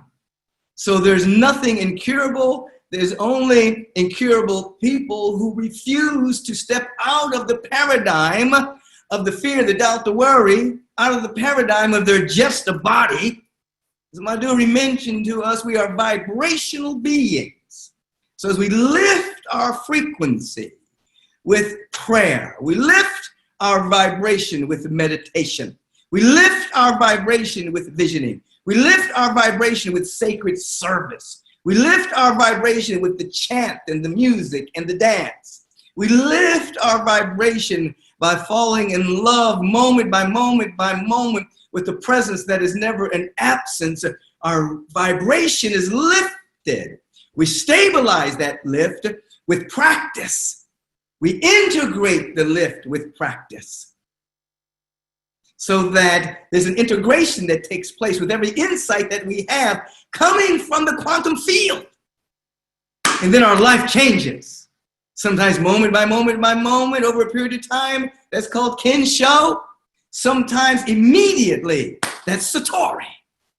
So between the movement of Kensho, a slow burn of cleaning up the filters, and the immediate Satori of, I got it, oh my God, it's happening now. Our life goes on an arc of unfoldment, of which we are participating in. We're at the stage of our evolution. We're at the apex of an old form of evolution, the beginning of a new stage of evolution. The old form of evolution is that circumstances guide the evolution. The new form of evolution is that we participate in it. It's conscious evolution. We are participating in it regardless of condition, circumstance, situations. We choose by expanded awareness to tap into our wholeness, into that quantum field, and be conscious that the entire universe is for us and that there's nothing against us. We're going to wake up every single day with that sense of gratitude, walk with that feeling tone, and then we're pulled by something so magnificent about us. Now, let us enter into that field together.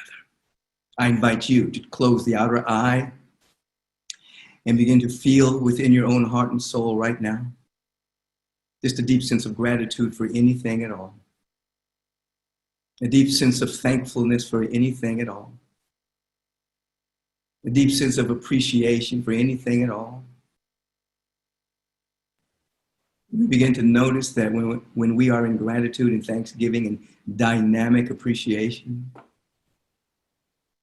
our perceptual windows become so clean and clear, and we're able to see better. We see through the parent's world, the world of effects and circumstances, and we recognize the smile of God in every flower. We recognize the bending of every tree to the divinity that's within us. We recognize the holy ground of the earth breathing its love for us. Our perceptual windows become so clean and clear. We recognize the presence that is never an absence. And now with a deep inhalation, release of the sigh of ah. We feel one with this presence. It's not separate. It's not distant. It's right here. It's right now, our life. And it is from this awareness that the very word that is being spoken right now is truly a vibrational law unto itself that only knows its own unfolding. Spoken with the authority of one knowing that all that there is a manifestation of the only thing that is, which is the light, the love, the beauty, and the intelligence, and the presence that is never absent. I embrace each and every individual that's tuning in right here and right now to this magnificent community, Saturday Night Alive community, knowing as I am lifted up into this rarefied atmosphere of absolute truth, I draw each and every individual into this frequency of wholeness, this quantum field of beauty and of love and intelligence, abundance, that we feel all of our needs met. We feel divine health and wholeness and well-being. We feel transcendent knowledge becoming active within us, creative intelligence. We feel duly supported, connected, and never neglected. We feel it in our bones, in our soul. And we come back again to giving thanks that it is already done in the quantum field. It's already done in the mind heart of the infinite. Now, we're allowing it to be done through us. And we're allowing it to be done as us. Our bones cry out, it is, therefore I am. It is, therefore I am. It is, therefore I am. And so let it be. And so it is. And so it be. Amen.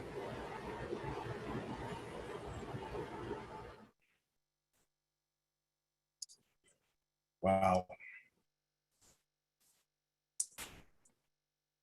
It's interesting that on a show that we have focused on healing, that we've wound up with 3 powerful prayers. And remember, Caroline was saying, get on your knees and pray with passion. And I think it's really important for us to notice that. I'm noticing it right now, that there's a consistent power of prayer. Looking forward to what our mystic abbot Jerry might say about that a little bit later on in the show. For those of you who want to know more about Reverend Michael Beckwith, of course, he's the founder of Agape International. Really encourage you to all listen to his Sunday service. He does 3 Sunday services, one early, very early on Sunday mornings, I believe that they're at 6:30, 9 o'clock, and 11 o'clock, 11:30. You can catch them on Facebook, or just go to Agape. And I also want to encourage you to go to Reverend Michael's actual website. He has a new website, and he has a really cool new app, the Michael Beckwith app, MBB app. And so if you go to michaelbeckwith.com, michaelbeckwith.com, and first thing it'll do is it'll ask you to subscribe to his new app. And there's a lot of really good things. And it's always, give your name and register so that you can learn all about what Reverend Michael is up to. So thank you, Reverend Michael, for being such an inspiration to us. And to introduce our next wonderful healer presenter, here's my partner, Kristen. Wonderful. Well, it's an honor to bring on our next presenter. Dr. Michelle LaMassa-Dawson is co-director of Recall Healing International with a doctorate in mind-body medicine. Dr. Michelle has trained in German New Medicine, neuro-emotional technique, neuro-linguistic programming, hypnosis coaching, and imagery for health. She is certified in mind-body medicine through the Center of Mind-Body Medicine and has over 20 years of experience in education. She loves teaching individuals tools that enable them to make connections, claim past pain, and incorporate healthier ways of being. Recall healing became Dr. Michelle's passion when she witnessed countless testimonies and stories of individuals shifting their health challenges by understanding the underlying meaning behind their issues.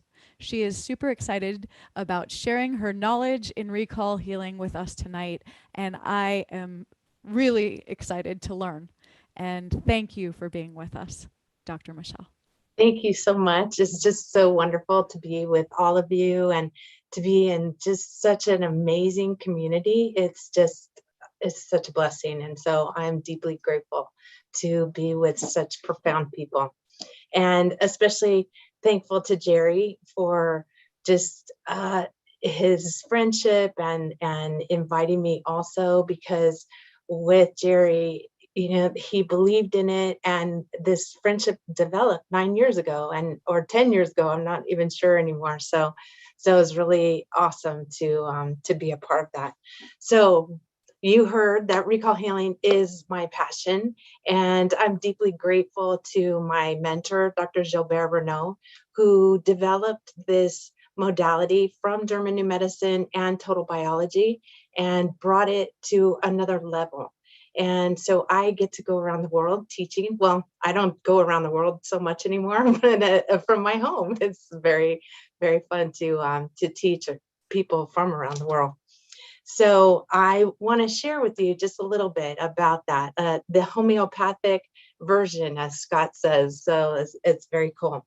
So what recall healing does is it helps people to understand the undercurrent of why they have illness and disease. We don't look at illness and disease as a malfunction. We look at it more like a turbo function.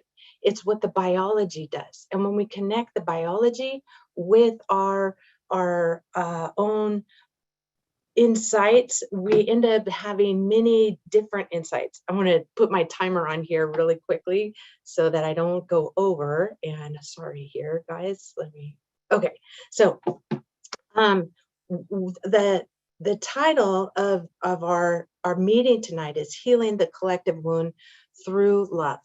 Well, for me, that love begins with us. And if we have an issue in our body, we say we have an issue in the tissues. When we have this issue, that means that there's something that we have been secretly suffering about. And whenever we secretly suffer about anything, that is going to create a body to come to the rescue, so to speak. So when we're spinning our wheels and we're in sympathetic overdrive, this gives us insight that, hey, we need to look at why we're not at peace. If we're not sleeping, we're not eating, we're really just ruminating about our problem, this is going to ultimately land in our body, because our body will take over to help us. So we look at when a person is ill, that it's like an iceberg, that only 10% of why a person is ill is in their awareness. The rest is beneath the waterline of the iceberg. And so we look very specifically about the life experiences. When a person leaves their home to become independent, including food, shelter, and clothing, this becomes the map of what our brain says, okay, this has served to keep you alive, the good, the bad, and the indifferent. And so that's going to repeat in the next, for me, it was 20 years and 5 months. It's very specific. 20 years and 5 months. Everything that happened between that time for me has repeated in the next 20 years and 5 months, and the next 20 years and 5 months. And so I'm in my third cycle. And so when we bring these things into our awareness and we name it, we name the painful places that have occurred in our body or in our life, we claim the pain, we can dump it and move on, and those patterns will stop showing up. We look at underneath that, we look at what we call the project purpose. This is the 18 months before a child is born. So 9 months before conception, everything that mom and dad have experienced in their lives, but have or have not resolved, especially those that they have not resolved, that goes into the ovum, into the semen. And then the conception. Was the child wanted? Were they planned for it? What happens when the person realizes that they're pregnant? Is it a good time? For my mom, it wasn't the greatest time. And yet she prayed that I would be a girl. She prayed that a girl was going to help save her life because she was so traumatized in her youth and given up for adoption. And she didn't think that she could raise boys. She did later, but first it was me. And so that gave me this little message that I have carried in my life. And that message was that a girl was going to save her life. So in my life, I have grown up and I became the recall healing practitioner that helps people to stay alive. I didn't plan that when I was little, but it sort of drove me when I started my life. And so that's how it sort of evolves. I'm also named Michelle for the Beatles song, and my first husband was George and my second husband was John. So these things sort of happen without us even knowing. We think we choose, but we don't choose. We are really on date with destiny. My third husband and really the love of my life, he's Mark. And I joked and said, oh, I'm done with the Beatles. And somebody said, oh, but you know that Mark so-and-so killed John Lennon. I'm like, no, not that. So it's very interesting. And I also live in Georgia. So it's a very interesting thing that happens, that these patterns will evolve. The last thing that we look at in our work is the ancestors. So we carry the unfinished business of our ancestors. And when we're named for somebody, when we have the same birth order number, we line up with them, as we say. And this vertical download, it's like the apple doesn't fall far from the tree.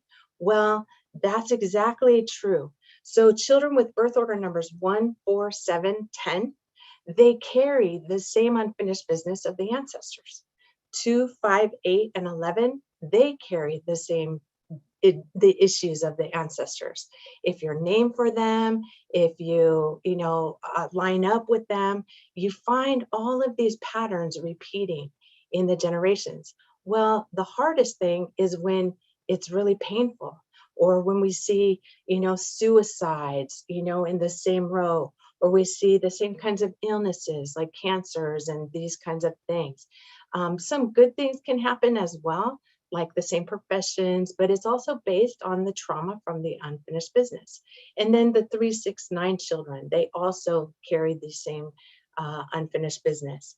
And so we look at all of this, we create this big picture. And so it's not just if a person is ill right now, what's going on right now, it's all of these things. And we look at that so that we can have the understanding and be able to move beyond this and transform, heal. Sometimes that's a total physical healing.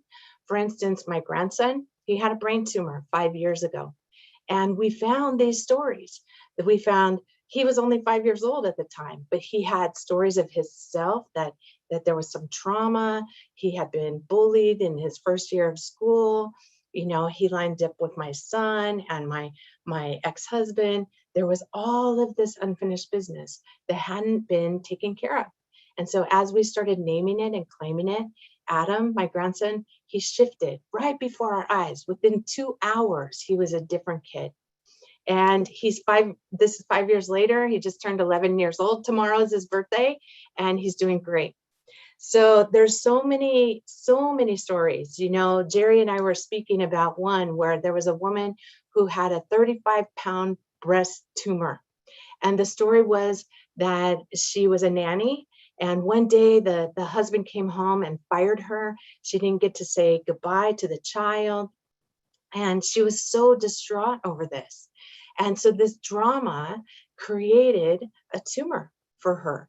And it was like she wanted to bring this child back to her and say, oh, you know, I miss you, I love you. And so when she was able to process that, understand that this big trauma and then other things that she had dealt with was really impacting her health, she make these connections, and within 2 weeks, the tumor had shrunk to half the size. And then over time, in the next few months, it completely dissolved. So we see these kinds of things happen all the time. I had a recent client who had gone to the dentist, and the gas, when she had the gas, it created anaphylactic shock. Well, when we did her timeline and her family tree, we discovered that her ancestor, she had an aunt that she was named for, and she also lined up with her. She carried the same birth order number, and that aunt had died in the Holocaust. And so once she understood that, and then we have these letting go exercises that we use, simple tools, but profound work, especially where we use the Hawaiian forgiveness prayer, Ho'oponopono, where you can connect yourself and you say, I'm sorry, please forgive me, I love you, thank you. It's not our fault for something that's happening, but when we take 100% responsibility for whatever is showing up in our life, we give ourselves and our family the opportunity to heal, transform, and to break the patterns that no longer serve us well. And so that is recall healing in a nutshell. I love what I do, and I'm always happy to help teach people these same tools. And so I'm very grateful that I got to share a little bit about recall healing with you. So thank you all. Oh. Thank you so much, Michelle. And you know what's going to happen next. I'm going to show people where they can go to learn more about what you're doing. Awesome. And the website that we're going to be going to is Recall Healing USA. And here it is. So everybody, you can go to recallhealingusa.com, recallhealingusa.com. And Michelle, is there any particular place on your website that you want people to especially focus on or put their attention? Well, right now we're just in the middle of transforming our website, including my name. So there's that. But you know, just to say that I teach workshops all the time. They're mostly online, and so I invite anyone that would like to participate. I'm giving a workshop in October, and so I would encourage you to sign up for that and just learn. It's so wonderful because I give you the tools, I teach you the tools, and you can expand upon them and be able to apply them for yourself and to be able to help your family, to help you. And that's truly, for me, that's where it is. When you transform yourself through love and gratitude and understanding, the world transforms. Absolutely. Beautiful. Thank you, Michelle. Hope to see you. All right. And now to move us forward, we got something really wonderful about to happen. And to tell us all about it, here's Kristen. That was fascinating, Michelle. Thank you so much. And it's a true honor to introduce our next guest, Gilron Shama. Wow. I first met Gilron when I was playing a concert on the same bill with him in Haifa, Israel in February of 2020. And I sat backstage watching his show, and I thought, wow, this is one of the most empowered peace leaders of our time, using music as a vehicle for awareness, love, peace, and healing. He is a true, courageous artist. And it's just such an honor to have him here. Gilron Shama is the art director of international cultural and peace-seeking projects.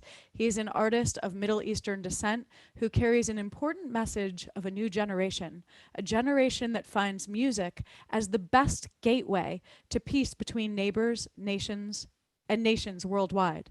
His project, Cafe Halal, presents the joining of the desert and the urban world in a melodious dish that includes Palestinian, Bedouin Jewish, and Arab-Israeli sacred chants, ranging from traditional to renewed.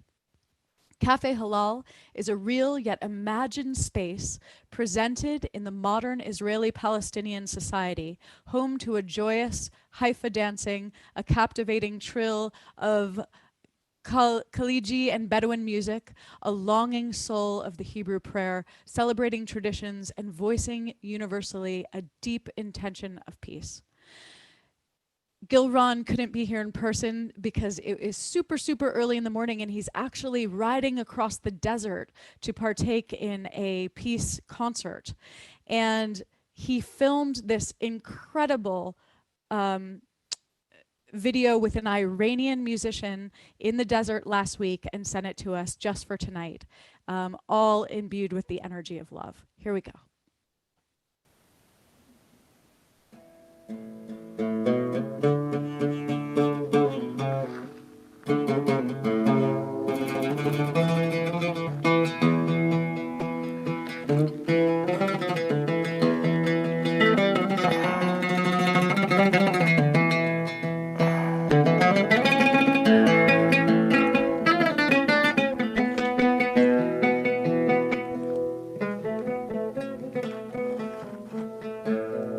Shalom, salamu alaikum, welcome.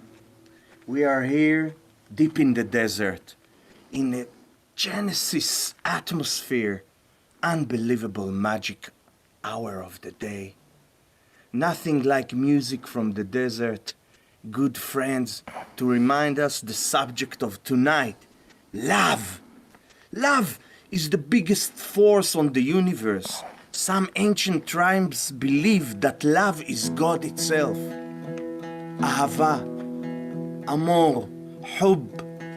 In every language, it's expressing the same magical thing we feel between friends, we feel to the nature. And may God give us the power to feel it more and more and to share love between us. Because love is melting all the separations and all the illusions and all the fear. How we create love? We create love when we inspiring each other with generosity. When we learn to give. When we learn to dissolve into the beauty of life. That is love, and nothing like music. Between us musicians, we know it. Music is something that brings love to the heart with no effort, just like that. We love to come here and to play music, and we want to play you ancient Yemen Hebrew song about friendship, about the beauty and the secret within friendship.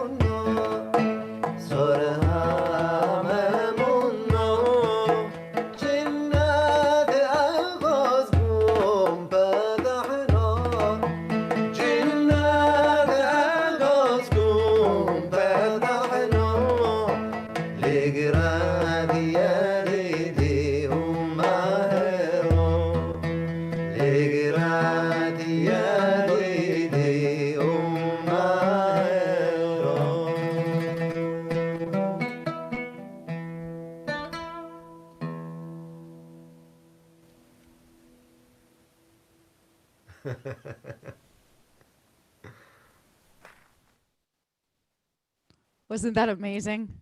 Oh, just pure energy of love, and the surroundings were just gorgeous. I wanted to mention that the oud player who was playing with Gilron is named Yair Sabari, and you spell his name Yair and then Tzabari. And then we'll show you how to find out more about Gilron and Cafe Halal.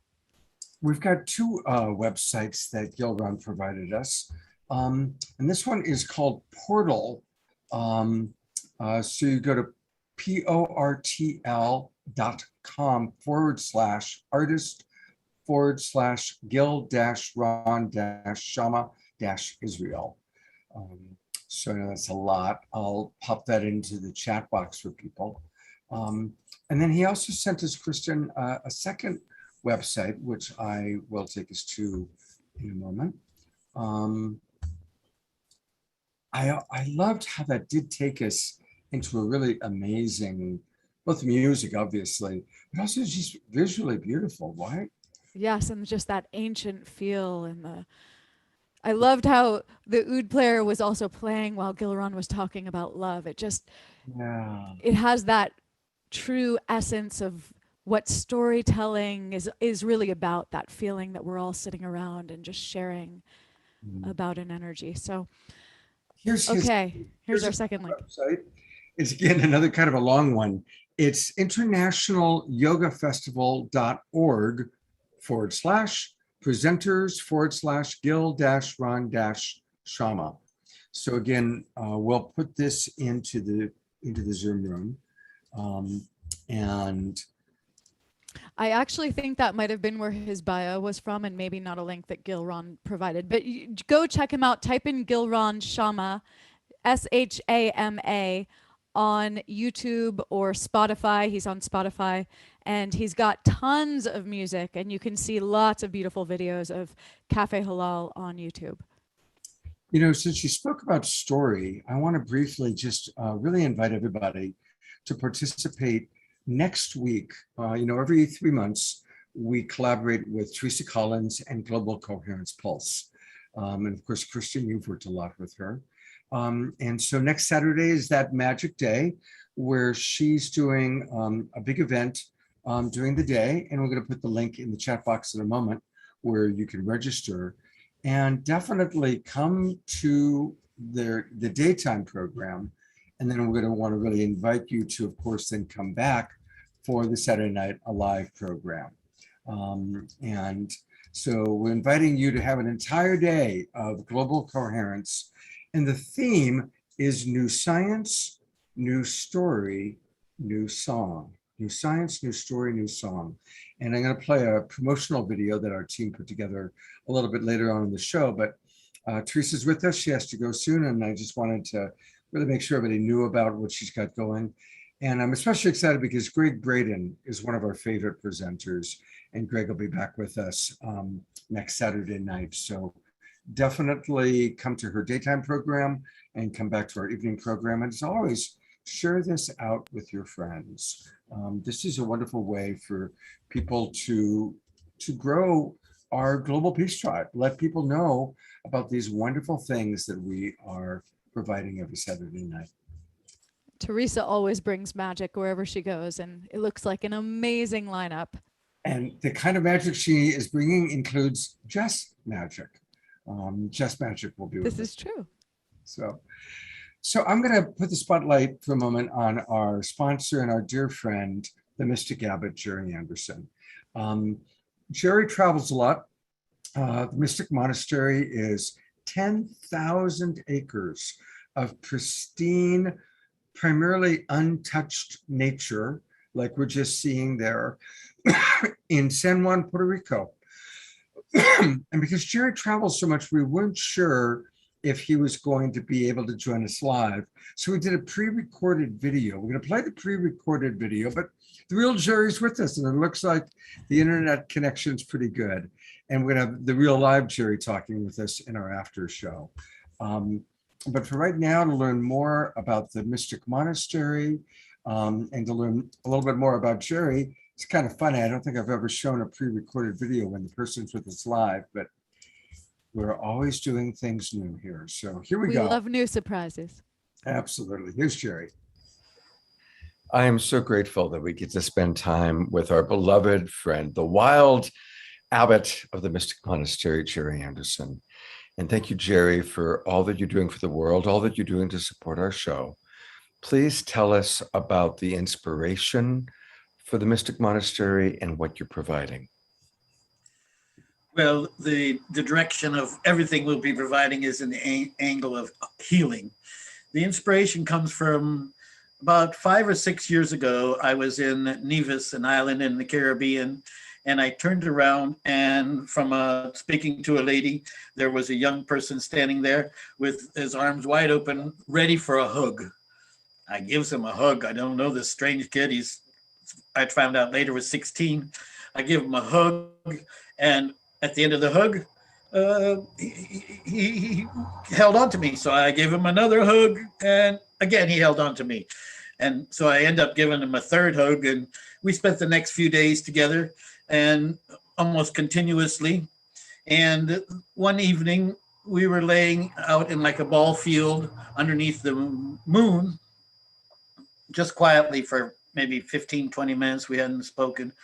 And I noticed that he was crying. He said, I asked him why he was crying. He said, a very simple question, profound question for this show and for the audience of this show.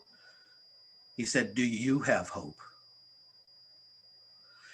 So the Mystic Monastery is going to be a monastery that's a sanctuary for a very unique group of souls on earth. I call them highly sensitive, empathic old souls. And these are the ones that are really experiencing the most tough time on earth because of the amount of intensity of the propaganda and all the other kinds of systems that we have going here. And being sensitive, some of them have told me they can't even go into groups because they're so sensitive to the emotions that even the people themselves don't feel. So the monastery is a sanctuary for highly sensitive old souls to basically live together in community and demonstration of the law of one, as well as all of their needs in the Maslow pyramid of needs, the first whole entire tier across the bottom, will be part of how the monastery helps support these souls in their purpose and mission on earth. So that's a little bit about how and what the monastery's origination is. Okay, Scott. and Jerry, how do people There is a get new involved? science. Like, what's the next step? What are you looking for, and how can? Wonderful question. Right now, we are at the place of the whole property. 10,000 acres of nature is pure virgin jungle. no electricity, no cell service, um, modern jungle. I recommend you go to our website if you would like to see some video from the drone of our nature preserve. Our website is Mystic, MYSTIC, Monastery, and then the letters SJB, stands for stjohnbaptist.com. Or you can email me at that same website as Abbott, ABBOT, at the same Mystic Monastery, SJB.com. And we're open to all types of support. We have people a long distance helping with the website. We have other people helping with all different kinds of social media and all those type of things that we have to build up now. So many people can be involved from wherever they are. We appreciate your prayers and blessings that you send to us. Everybody can put a little thing on their altar and send us a blessing. Then also, we do have quite a few monks already have come as volunteers, as very committed to supporting the foundation and the rollout of the whole entire monastery. The group down there now have established some maybe 5 or 6 gardens of all different kinds of fruits and vegetables. So you can get involved many ways. We have an embassy in Lares, Puerto Rico, up in the mountainous area close to where we're at. So that's some of the ways that you can get involved. We appreciate your help, your support, your prayers in founding our monastery. And Jerry, of course, tonight's show is all about healing. You're a personal healer. The Mystic Monastery provides healing. Tell us a little bit about that. Well, that's a good question, because we are a very multifaceted approach to healing, and we expect to be some of the most renowned healers, our monks to be some of the best healers in the world. And Michelle's show on the show tonight will show you some of the unique pioneering kinds of things that we will be using as techniques there. Michelle's system of actually triggering different organs and emotions, connecting to them, is a profound new world. Mainly the beginning of all of our work will be, of course, focused around breath work. So the different kinds of techniques and so forth will be all around how a person's breathing really regulates their whole experience on Earth. And finally, I would love for you to share some of your personal experience about healing through the power of love, as that is what our show's all about tonight. Well, I have quite a few stories. I have been blessed myself to actually see come through my hands miracles from the other dimension, more miracles than is actually listed in the Bible.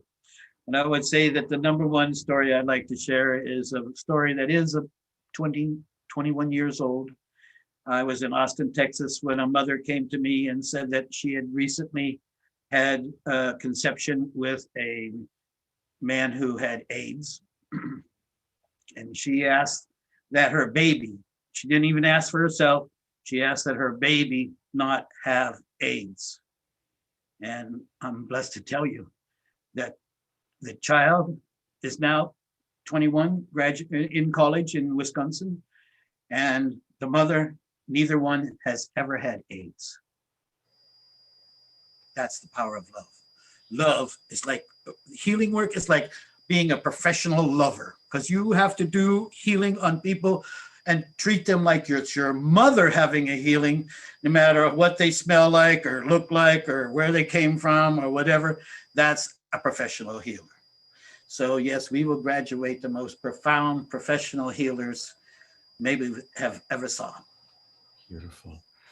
Thank you for giving us just a little taste of who you are and what you're doing. And I know you're going to be with us a lot, and we love you very much, Jerry. I love you, and thank you for all that you and your show does to profoundly inspire our world.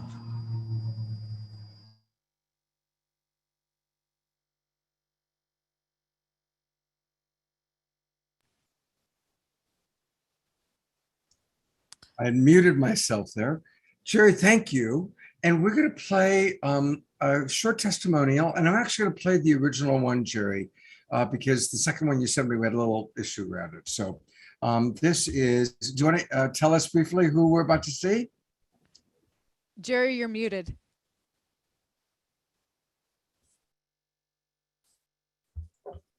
This is one of our righteous monks that's been with us a little over 4 years, and he's bilingual. You'll not realize his first language is not English, but he gives a heart testimony of what his experience has been over the last 4 years real quickly. All right, let's meet Andres. Hello everybody. Hey, my name is Andres and I'm part of the Mystic Monastery, and I would like to tell you about my process there. Actually, I'm a monk, and I'd like to tell you a little bit of what I've been learning there the last 4 years. Well, first of all, by interacting with the nature, you start knowing about yourself, knowing about your fears, knowing about the things that you like, knowing about your body, knowing about everything about you. And by the way you start knowing yourself, you can start loving yourself. And by the way you start loving yourself, you can start sharing this love with everything. You can start giving this love with a plant, with a rock, with another person, with everything. So by the way you start doing all those things, you can start building your own truth, your own path, and you can share it, and together we can start building something bigger, which is going to be a lot, very, very, very amazing. And that's the idea. And it doesn't matter if my truth is different of the abbot's truth or the abbot path. It doesn't matter. The idea is to be very inclusive and build something together by the things that you think or I think or the abbot think, everything. We can build something together as one and do something really amazing. So I would like to extend the invitation to you to check out all the things that we are doing there, to check all the nature, because it's really amazing. It's a really amazing place, and that's it. Blessings to all of you, and thank you. That's very, very beautiful. And thank you, Jerry, for the incredible work that you do with the Mystic Monastery. And so I'm going to bring Kristen back on. I'm going to keep Jerry on. And we all are inviting you to a very special after show. We want to answer any questions that you might have about healing. And I'm going to bring Michelle back on too, actually. So you're going to have, we're all here to answer any questions you might have about healing. And so think about your questions, and it's best actually if you put them in the Q&A section, and I'll go through there. Also, if any of you, I know many of you are healers, caregivers, and any of you that are, if you have a special story you want to share, put that story into the chat box and tell us about it. I also am going to bring up one more time because I really want to encourage all of you to support us. Tonight, we're supporting Saturday Night Alive at the Global Peace Tribe. So a reminder, this is the way that you can take your camera and just put it right up to just take your camera. It's really easy. Put it right up there and bingo, you'll see where you can donate. And it's now tax deductible. And with this, we're going to build a wonderful website, just like I talked about earlier in the show. Also, some people were asking if they don't want to do the camera thing, what's our link? And here it is right here. I'm going to put it back in the chat box. Susie's been putting into the chat box. It's supportgpt.com, support Global Peace Tribe, gpt.com. And it takes you to this page where you can donate, and it's all now tax deductible. So we're really happy about that, really excited about it. And we're looking forward to hearing what your questions and your responses and your stories might be. Kristen, is there anything you'd like to? Well, I just want to say thank you to all who joined for the main show. And maybe you feel inspired right now to stick around and have more of an interactive experience. Please stay with us. But thank you to all of our speakers, to our luminaries and our creatives. Thank you for being with us. And also, Scott, I just want to say I'm so excited for there to be a Saturday Night Alive website. That's going to be amazing. That is really, it's time, right? And it's going to be big and beautiful, and we're all going to have this hub to go to. So please, definitely, if you feel called to help support the creation of this website, definitely partake in the QR code picture, and let's make that happen together. So thank you, thank you, thank you. And Paulette, I noticed you're still here. I just want to also acknowledge you for holding the space as keeper of the flame during the whole main show. So much gratitude, so much gratitude. I felt your energy just holding and rooting us all into spirit and love and healing. Yeah, thank you so very, very much. Really, really beautiful. Anything you'd like to share, Paulette, having watched the show and held space tonight? Thank you so much for the opportunity to serve, and what my soul is nourished by all of it. So I can't imagine what it must be for our other viewers as well, just to be holding space for such a wonderful experience. I can feel the energy of healing going out through the movement, through the music, through the information, and it will come back to us, and it will vibrate around this planet, and it will do. It is already doing its work. I affirm healing is established, and so it is. It is. So it is. Thank you so much. It is. Thank you, Paulette. That was such an incredible service that you offered.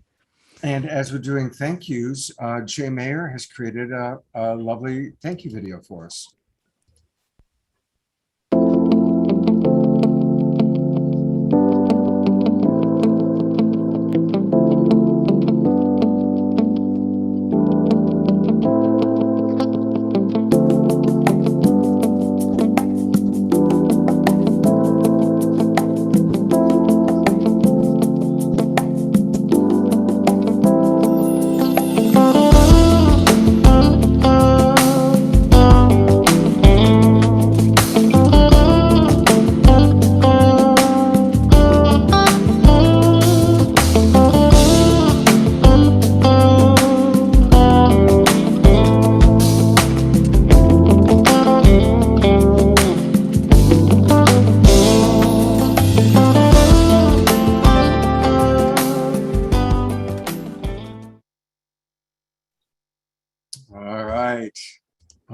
Well, thank you, everybody. We are about to go into the after show. Looking forward to seeing your questions and your answers.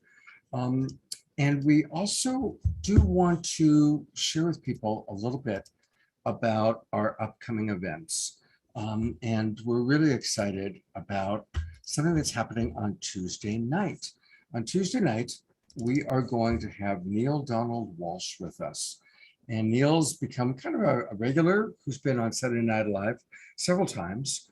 And what we're going to be doing, we'll be doing this now once a month, where we bring in one of our favorite presenters, and we do it as a Zoom meeting. It's not a Zoom webinar, it's a Zoom meeting, which means that if you want to be on camera, and most people choose to be on camera, you can be, and you're going to interact directly with Neil. He's going to answer questions. It's going to be 2 hours. This upcoming Tuesday night from 6 till 8 p.m. And Neil is beautiful. Of course, he is most famous as the author of the Conversation with God books. But as we've gotten to know him, he's just a beautiful, beautiful soul and a very, very special man. So join us this Tuesday night for Neil Donald Walsh. It's going to be quite an amazing experience, very, very special. I'm going to kind of pepper back and forth between Q&A and after show, and also let you know about a few other upcoming events. But let's go to some of the questions and answers that have come on in. And unfortunately, Caroline had to leave, so she's not going to be with us for Q&A. Michelle asks, how can we call the love in to unity, healing, consciousness, to unite for the places of trauma both personal, ancestral, karmic, for our souls, for ourself, for the earth, for the water, for the soils, for the animals, for all sentient beings? Well, that is a pretty big question with a lot of possibilities. And I think I'll start by going to Brother Jerry. That's a perfect question for Michelle. Michelle, you're up. Hot potato. So I would just say that all healing begins with us. And so when you start by just seeing what is in your heart, what is challenging for you, that begins the whole process, and that everything that you do transforms everything else. And it's simple, but it's not easy. And so as we continue on our own road, many things transform just by saying yes to doing the work. And I would just add, all healing begins with forgiveness of some kind. Mm-hmm. So Jerry, drawing on that, what are for you the steps of forgiveness? Do you have specific steps or practice for forgiveness you'd like to share? Yes, it's a little unique, as you would have guessed from the Wild Abbot. I start from a different place. I don't know if you're a fan of Osho, but Osho said a really cool thing. He said there's two things you can do to a question. You can answer the question or take the background of where the question came from away. So I'm going to do that. Take the background out of the question of forgiveness, because really there cannot be forgiveness if you really understand the real law of oneness. It's like it's another yourself you're going to forgive, right? So it's a whole different kind of, like, you might say, hack in modern terms, that you can just kind of bypass a lot of steps that forgiveness talks about. And I like to put the letters BE in front of forgiveness, and it's before giveness. Okay. So you have to, like, forgive to be forgive yourself, your nation, your culture, whatever you were working with at that moment. So realizing that there is just oneness really takes a different approach to the whole idea of forgiveness and healing and so forth. Beautiful, beautiful. I want to actually add a little piece there. Yes, this is Jasmine Bear, by the way. People were asking about her. She's very insistent about being on my lap today. Forgiveness is a beautiful thing, but it's also important to seek to understand each other. Yes. And as a coach who's worked so much, I worked with literally 1,000 couples, and a lot of that work has been repair. And inevitably, no matter how much we love someone, the more time we spend with someone, the more likely we're gonna make a mistake. We're gonna do something that's gonna have a hurtful impact on another human being, no matter how much we love them. And other than dogs, most human beings do need repair when there's been a hurt. And inevitably, then we want to jump to, I'm sorry. Oh, I'm so sorry. I feel so horrible. Well, you know what happens? Let's say I kept Kristen waiting, and it's had an impact on her. If I go into, oh, I'm so sorry, I'm actually trying to get over it. Or if I go too quickly into, oh my God, I feel so terrible. Now I've made it all about me instead of really dropping into her world. So if we really truly want forgiveness that's real, that's authentic, we got to slow down. We got to spend some time with each other. Yes, and deep compassion. And deep compassion. I'll add Jerry to the table here. And so take the time to acknowledge the impact of the choice that was made, how that impacted the other person, and be present to their feelings, be present to their anger. It's okay if Kristen's angry because of a choice that I made. It's okay if someone is hurt or sad, and don't be so fast to get over the discomfort of it. Rather drop into the presence of what is. And then oftentimes when they hear the full explanation of what happened from their side, and you understand, it's like a whole different kind of space then. Exactly. And that's the other side of the understanding, is for the other person then. But if whoever kind of made the mistake or made the choice that caused the hurt, if they can drop into feelings and the consequences of the other, then the other is more likely to be available to understand why I was running late, right? But if I lead with why I was running late, again, I'm making it about me instead of dropping into the impact of my choice. Yes. And wait, I'm sorry. I just wanted to add a little bit of please. When you change the perception, you change the whole experience, and that allows for more compassion for self and others, and forgiveness. It leads the way. Yes, the only other thing I would say during the whole show tonight that didn't maybe get answered or said is that one of the most incredible ways we can love somebody is to really listen without judgment. Wow. Story I'll tell quick on that is that about 20 years ago, I do my healing work. I appreciate doing it in hot water, and I work in trance.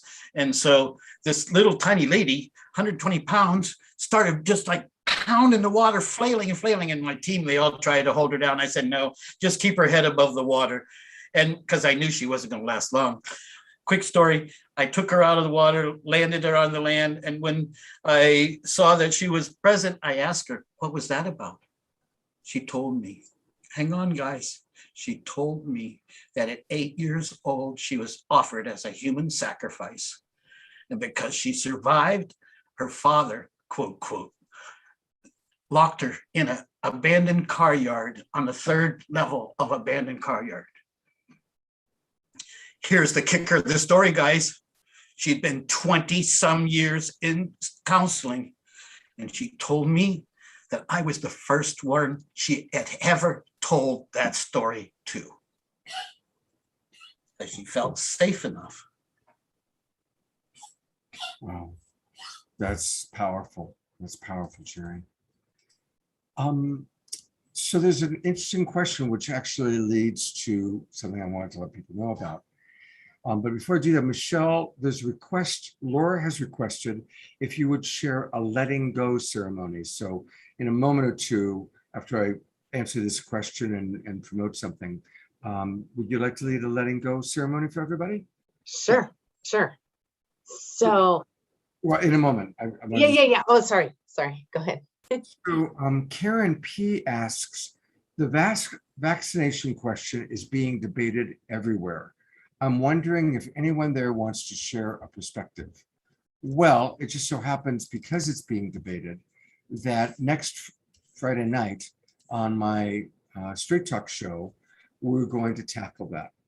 Now, we are not going to go into the medical part of it. We're not going to be promoting vaccination. We're not going to be promoting not getting vaccination. Rather, we're going to talk about how can we have the conversation with each other without shaming each other, without judging each other.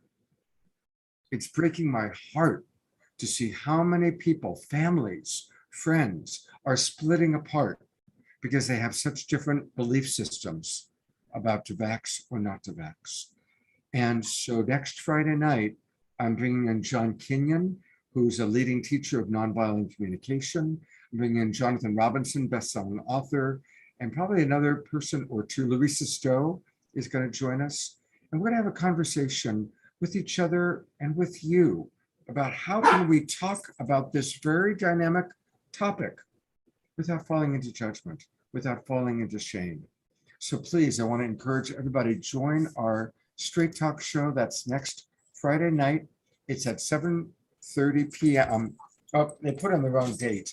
So it's not Sunday, August 20th. It's Friday night, August 20th, Friday, August 20th. And it's not at 10 a.m. I got this posted down at the last minute. It's at 7:30 p.m. So 7:30 p.m. next Friday night at 7:30 Pacific time is when we will tackle this. And it's a very important topic. All right, Michelle, I'm going to put the spotlight on you and to experience what you have to offer here. Okay, so I'm seeing lots of little comments in the chat, and they're all amazing. Healing the memories and coming to a place of acceptance. Those are so important. And so I just invite all of you to think of a time, maybe even recently, where someone really hurt or angered you. And then close your eyes and just take a breath and think about that. And I think many of you might be familiar with the tapping. And so we do a little bit of a shortcut, and we call it the butterfly hug. And when you tap, you really anchor what you say into your body so that there's brain and body acceptance, and it allows that to have some agreement. So just repeat after me and think of that person and how they made you super angry, and say something like, even though they made me so angry and hurt by that action that they did, I love and accept myself. I forgive myself from the bottom of my heart because I was doing the best I could with the resources that I had. I forgive them from the bottom of my heart because they were doing the best they could with the resources that they have. I choose to let this go, to not carry it in my body, so that I can live my life to the fullest. And a deep cleansing breath. And release. Sometimes we might not be ready to forgive right away. And so we have a practice called the emotional release technique, where you imagine that person that hurt you so deeply, and you go in nature or in the garage or in your house or somewhere where you can actually get that anger out, because it is important. And we are human beings, and we do have anger sometimes. And so you imagine them sitting across from you, and you might want to yell and scream and just say everything that you needed to say. Not to them personally, because most of the time they can't hold that space for you. But you want to get it out. And then you work to a place where you see them as a wounded individual. The wounded little boy, a wounded little girl, doing the best they could with the resources that they have. And then you can do the butterfly hug or the ho'oponopono. So these are just a few little techniques to be able to process. And like I said, it's not always easy. They're simple, but it's not always easy. And it's a work in progress. Progress, not perfection. One thing I would add is that sometimes we think about forgiveness kind of like from the place of could I or can I? And oftentimes the can't, okay? But the cool thing is the word could is not about your abilities, it's about giving yourself permission to forgive, okay? So it really changes the whole kind of like slant of forgiveness when it's not about can I do that, it's could I do that? And it kind of breaks through that kind of like barrier that forgiveness kind of sometimes has. That is a great point, Jerry. And the other thing that I would say just about that is that for your brain, the other person does not exist. The brain has only itself to work with. So if you are angry with that person or that person, the brain has only itself, and it will download it into your body. So working to a place where you can come to peace, because I have many people that have had severe trauma. One woman that I worked with, she was severely sexually abused, and her mom let it happen. And so she said, we went through the whole session, and she said, Michelle, everything sounds great, but I will never forgive the perpetrator. And so I had to think on my feet really quickly because she was in a lot of pain, and I wanted to meet her where she was at. And so we found a way. So I said, well, let's help you to come to peace with what happened. So, and about a year later, she came to me and she said, you know, I think I have forgiven him. I think I can move beyond it. And so it's so beautiful because it was that process that she was able to just tap in and forgive for herself so that she could heal. And her body healed in many ways because she was able to move beyond that. I would say also to Scott about being so vulnerable in the early show is that sometimes we don't know what is not shame or not guilt or not regrets, not all these things. And in our mind, they can't think of what is not. So we have to know what it is. And so sometimes people talk about their health and they say it's not this disease, it's not that. And I'm like, no, you have to have something that's the positive. So the positive of health, and this is my definition, is all the parts, which includes dimensions of your body joyously cooperating. Mm-hmm. Okay. And what is the opposite of shame, guilt, and all these things? Innocence. And Jesus said, not enter the kingdom of heaven unless you come as a child. And their main attribute is the wonder of the world and innocence. I'm going to riff on that for a moment. And curiosity. You know, let's always be curious. Instead of, why did you do that? Why'd you do that? Just be curious, right? Hey, here's a question that came in very specifically for you, Jerry, from Janelle, who's in the audience. She says, aloha. I am a mystic and Reiki master and also a secular branch member of the Sacred Hearts of Jesus and Mary. I'm wondering how the church embraces Abbot Jerry's mystic monastery, as I myself have not really advertised my gifts amongst my parish. Well, I have to first be real vulnerably honest that I never in my life ever thought I would have anything to do with an organized religion. But, you know, the universe uses you how you get used. And so I can only answer her question this way. We are not under any kind of religious boundaries or hierarchy above us. All of the hierarchy above us, when they found out what we wanted to do from a mystic point of view, they're like, no, we don't want to support you. So we are out of any kind of hierarchy. I will say this, though, that for the audience that knows the Gospel of St. Thomas, one of the books discovered in 1949 and not changed over time to fit everybody's culture. We are at the monastery have a very unique gift.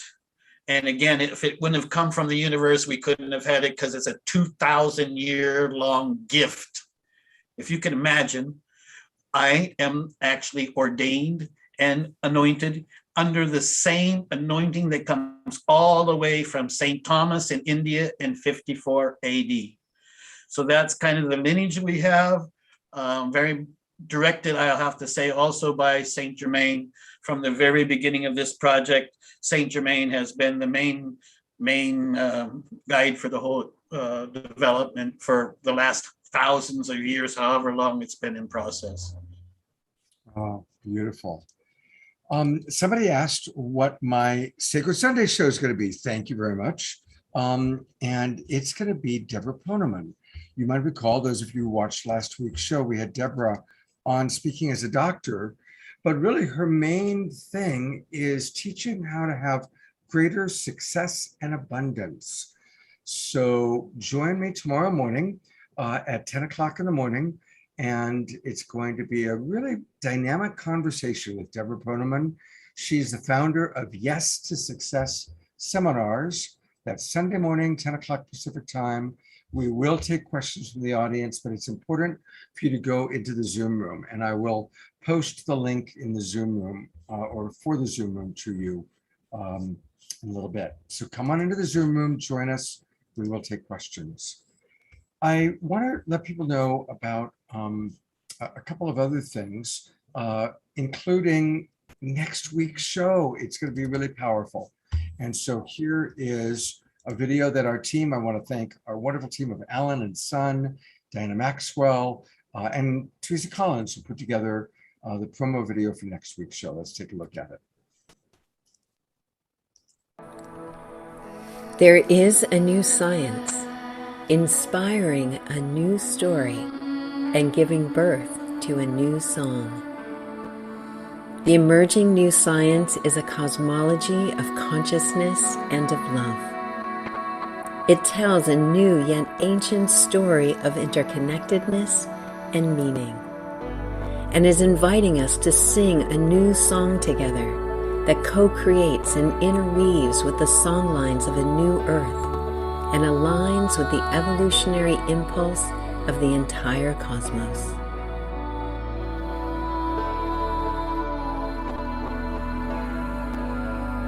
Join us on Saturday Night Alive on August 21st for an evening of exploration and experience of this new science, story, and song, with our guests Jude Curvin, Greg Braden, Michael Linfield, Marshall Lefferts, Jess Magic, True Osborne, Gary Malkin, Sarah McCrum, Wendy Grace, and your co-hosts for the evening, Teresa Collins and Scott Katamas. Register now at globalpeacetribe.com for this love-filled evening event. Your presence will enrich the symphony of love that we will generate together.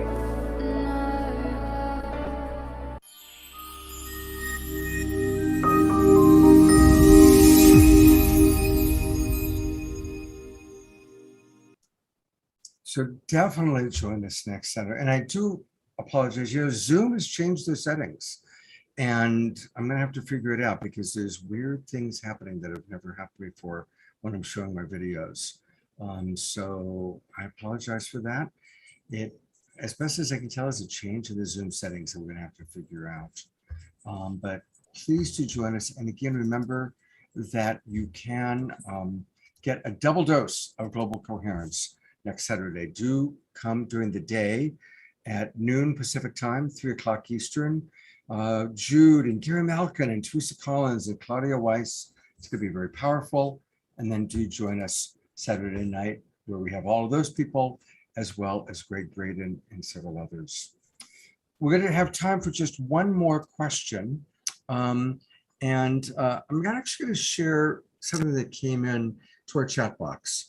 And what I will do is I will copy the chat box and send it to our presenters, and some of them may feedback. But there's something really beautiful. John Held writes, what Michelle just described is what I've watched for 27 years, helping people beginning with Vietnam era vets. After being able to release anger in the imagination, compassion occurs spontaneously. So I call it compassion with protection. Instead of forgiveness, which people often interpret as indicating what happened wasn't very harmful. Anger calls attention to harm. So we need to know we can protect ourselves or others, and that can be done without harming the person in the imagination. That's beautiful, John. That is really, really beautiful. And I really want to acknowledge all the people in our chat box. There's been some wonderful comments, and I love it. We still have over 200 people in our Zoom room. It's also after midnight for Kristen and our East Coast friends. So I'm going to go to gallery view and give each of our primary presenters, actually I'll go to Kristen, a chance to say some final thoughts and then final good night.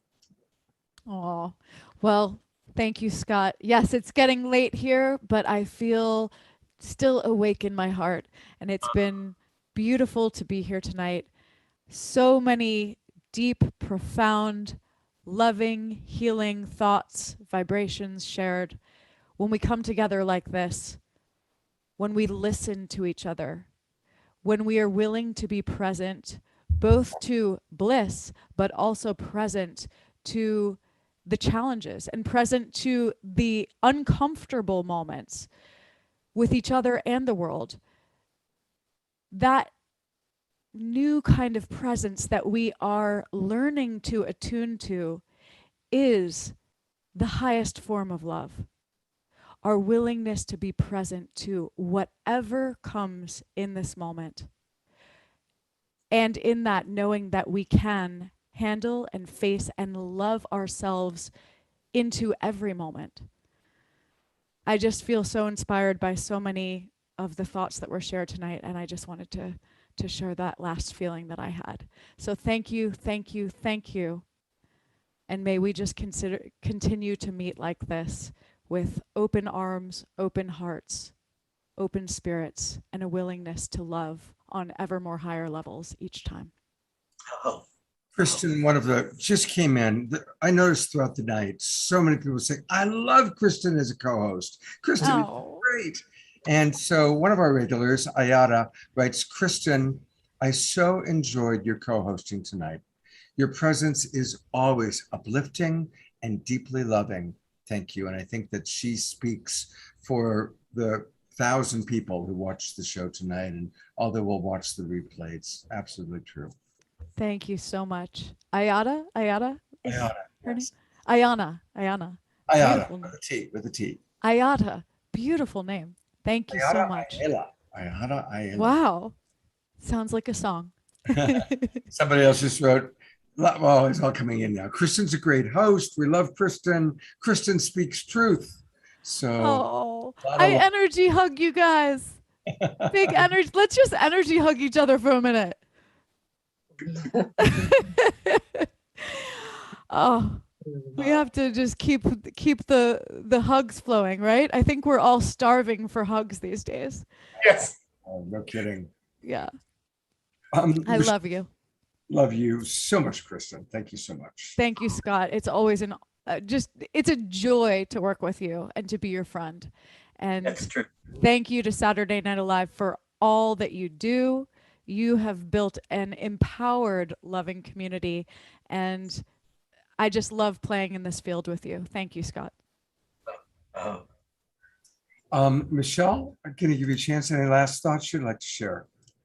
I just want to say thank you so much for allowing me to be a part of this wonderful group. And don't forget to love yourself and to begin that process, to have compassion and love and to move through the patterns that no longer serve you. Beautiful. Thank you, Michelle.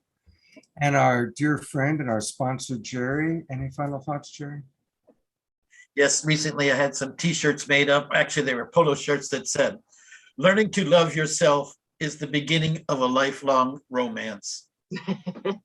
That's beautiful. That's great. I have two final things that I want to present and promote to people. And the first is, our dear friend, Mark Sims, is putting together something very, very special. And it's his Making Contact show. And it's going to be a whole week-long series of events. And let me pull up, I had the website and I actually accidentally closed it. So let me bring that back up. But if you all go to makingcontact.com, makingcontact.com, and he's got really like the who's who of amazing presenters who understand what really is going on. And I've been in the UFO field for about 35 years. I've produced a lot of television shows about it. And truly, it is coming to a head right now. There is so much going on. So I want to invite all of you to go to makingcontact.com and you can save some money. He has generously given SNA Save 100. And maybe Susie will put that into the chat box for us and into Facebook. If you go to makingcontact.com, and then I'll kind of show how you do it. You go to register and you go, add cart. And normally it's $249, but if you put in SNA Save 100 and apply the coupon, bingo, the whole week drops down to $149. So you want to do that. you definitely want to go to Making Contact. It's a whole week-long event, and it's incredible what he's created. It's going to be a whole virtual world that we will be able to come into. Everybody gets their own avatar. It's going to be remarkable. So let's all do that. It's August 18th is when it starts. The very last announcement I want to make is a very unique one. Some of you may have seen my Sacred Sunday show last Sunday, in which we honored Richard Chisholm. He's a longtime friend who's got a terminal cancer. And Richard has chosen to have a legal euthanasia exit from his body. And we are going to come together and honor Richard one more time. And it's going to be on Monday, August 16th. And Richard actually has invited the doctor that he's working with to be there with him. And he may choose to actually leave as we're holding space for him, as we're praying for him, as we're singing for him. He hasn't, I don't want to guarantee that people are going to watch me die. So just being honest about that. He also has trouble communicating. It's hard for him to verbally talk because of the pain, but he is ready to go. And so we are coming together to help him to exit. And so we're going to honor him. I'm collaborating with my dear friend, Larissa Stowe.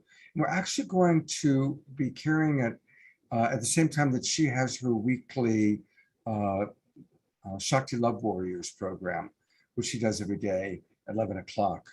And Richard, if he's ready, will be leaving as we help guide him out. Obviously, I've never done this on camera before. We're going to have to be very flexible about how it goes. It may just be putting Richard in a circle, praying for him for a little bit, and then turning off the camera and letting Richard have his own experience. We're going to be very spontaneous, but it's going to be special and it's going to be sacred. And so you're welcome to join us in the Zoom room. And I'll put that link into the chat box.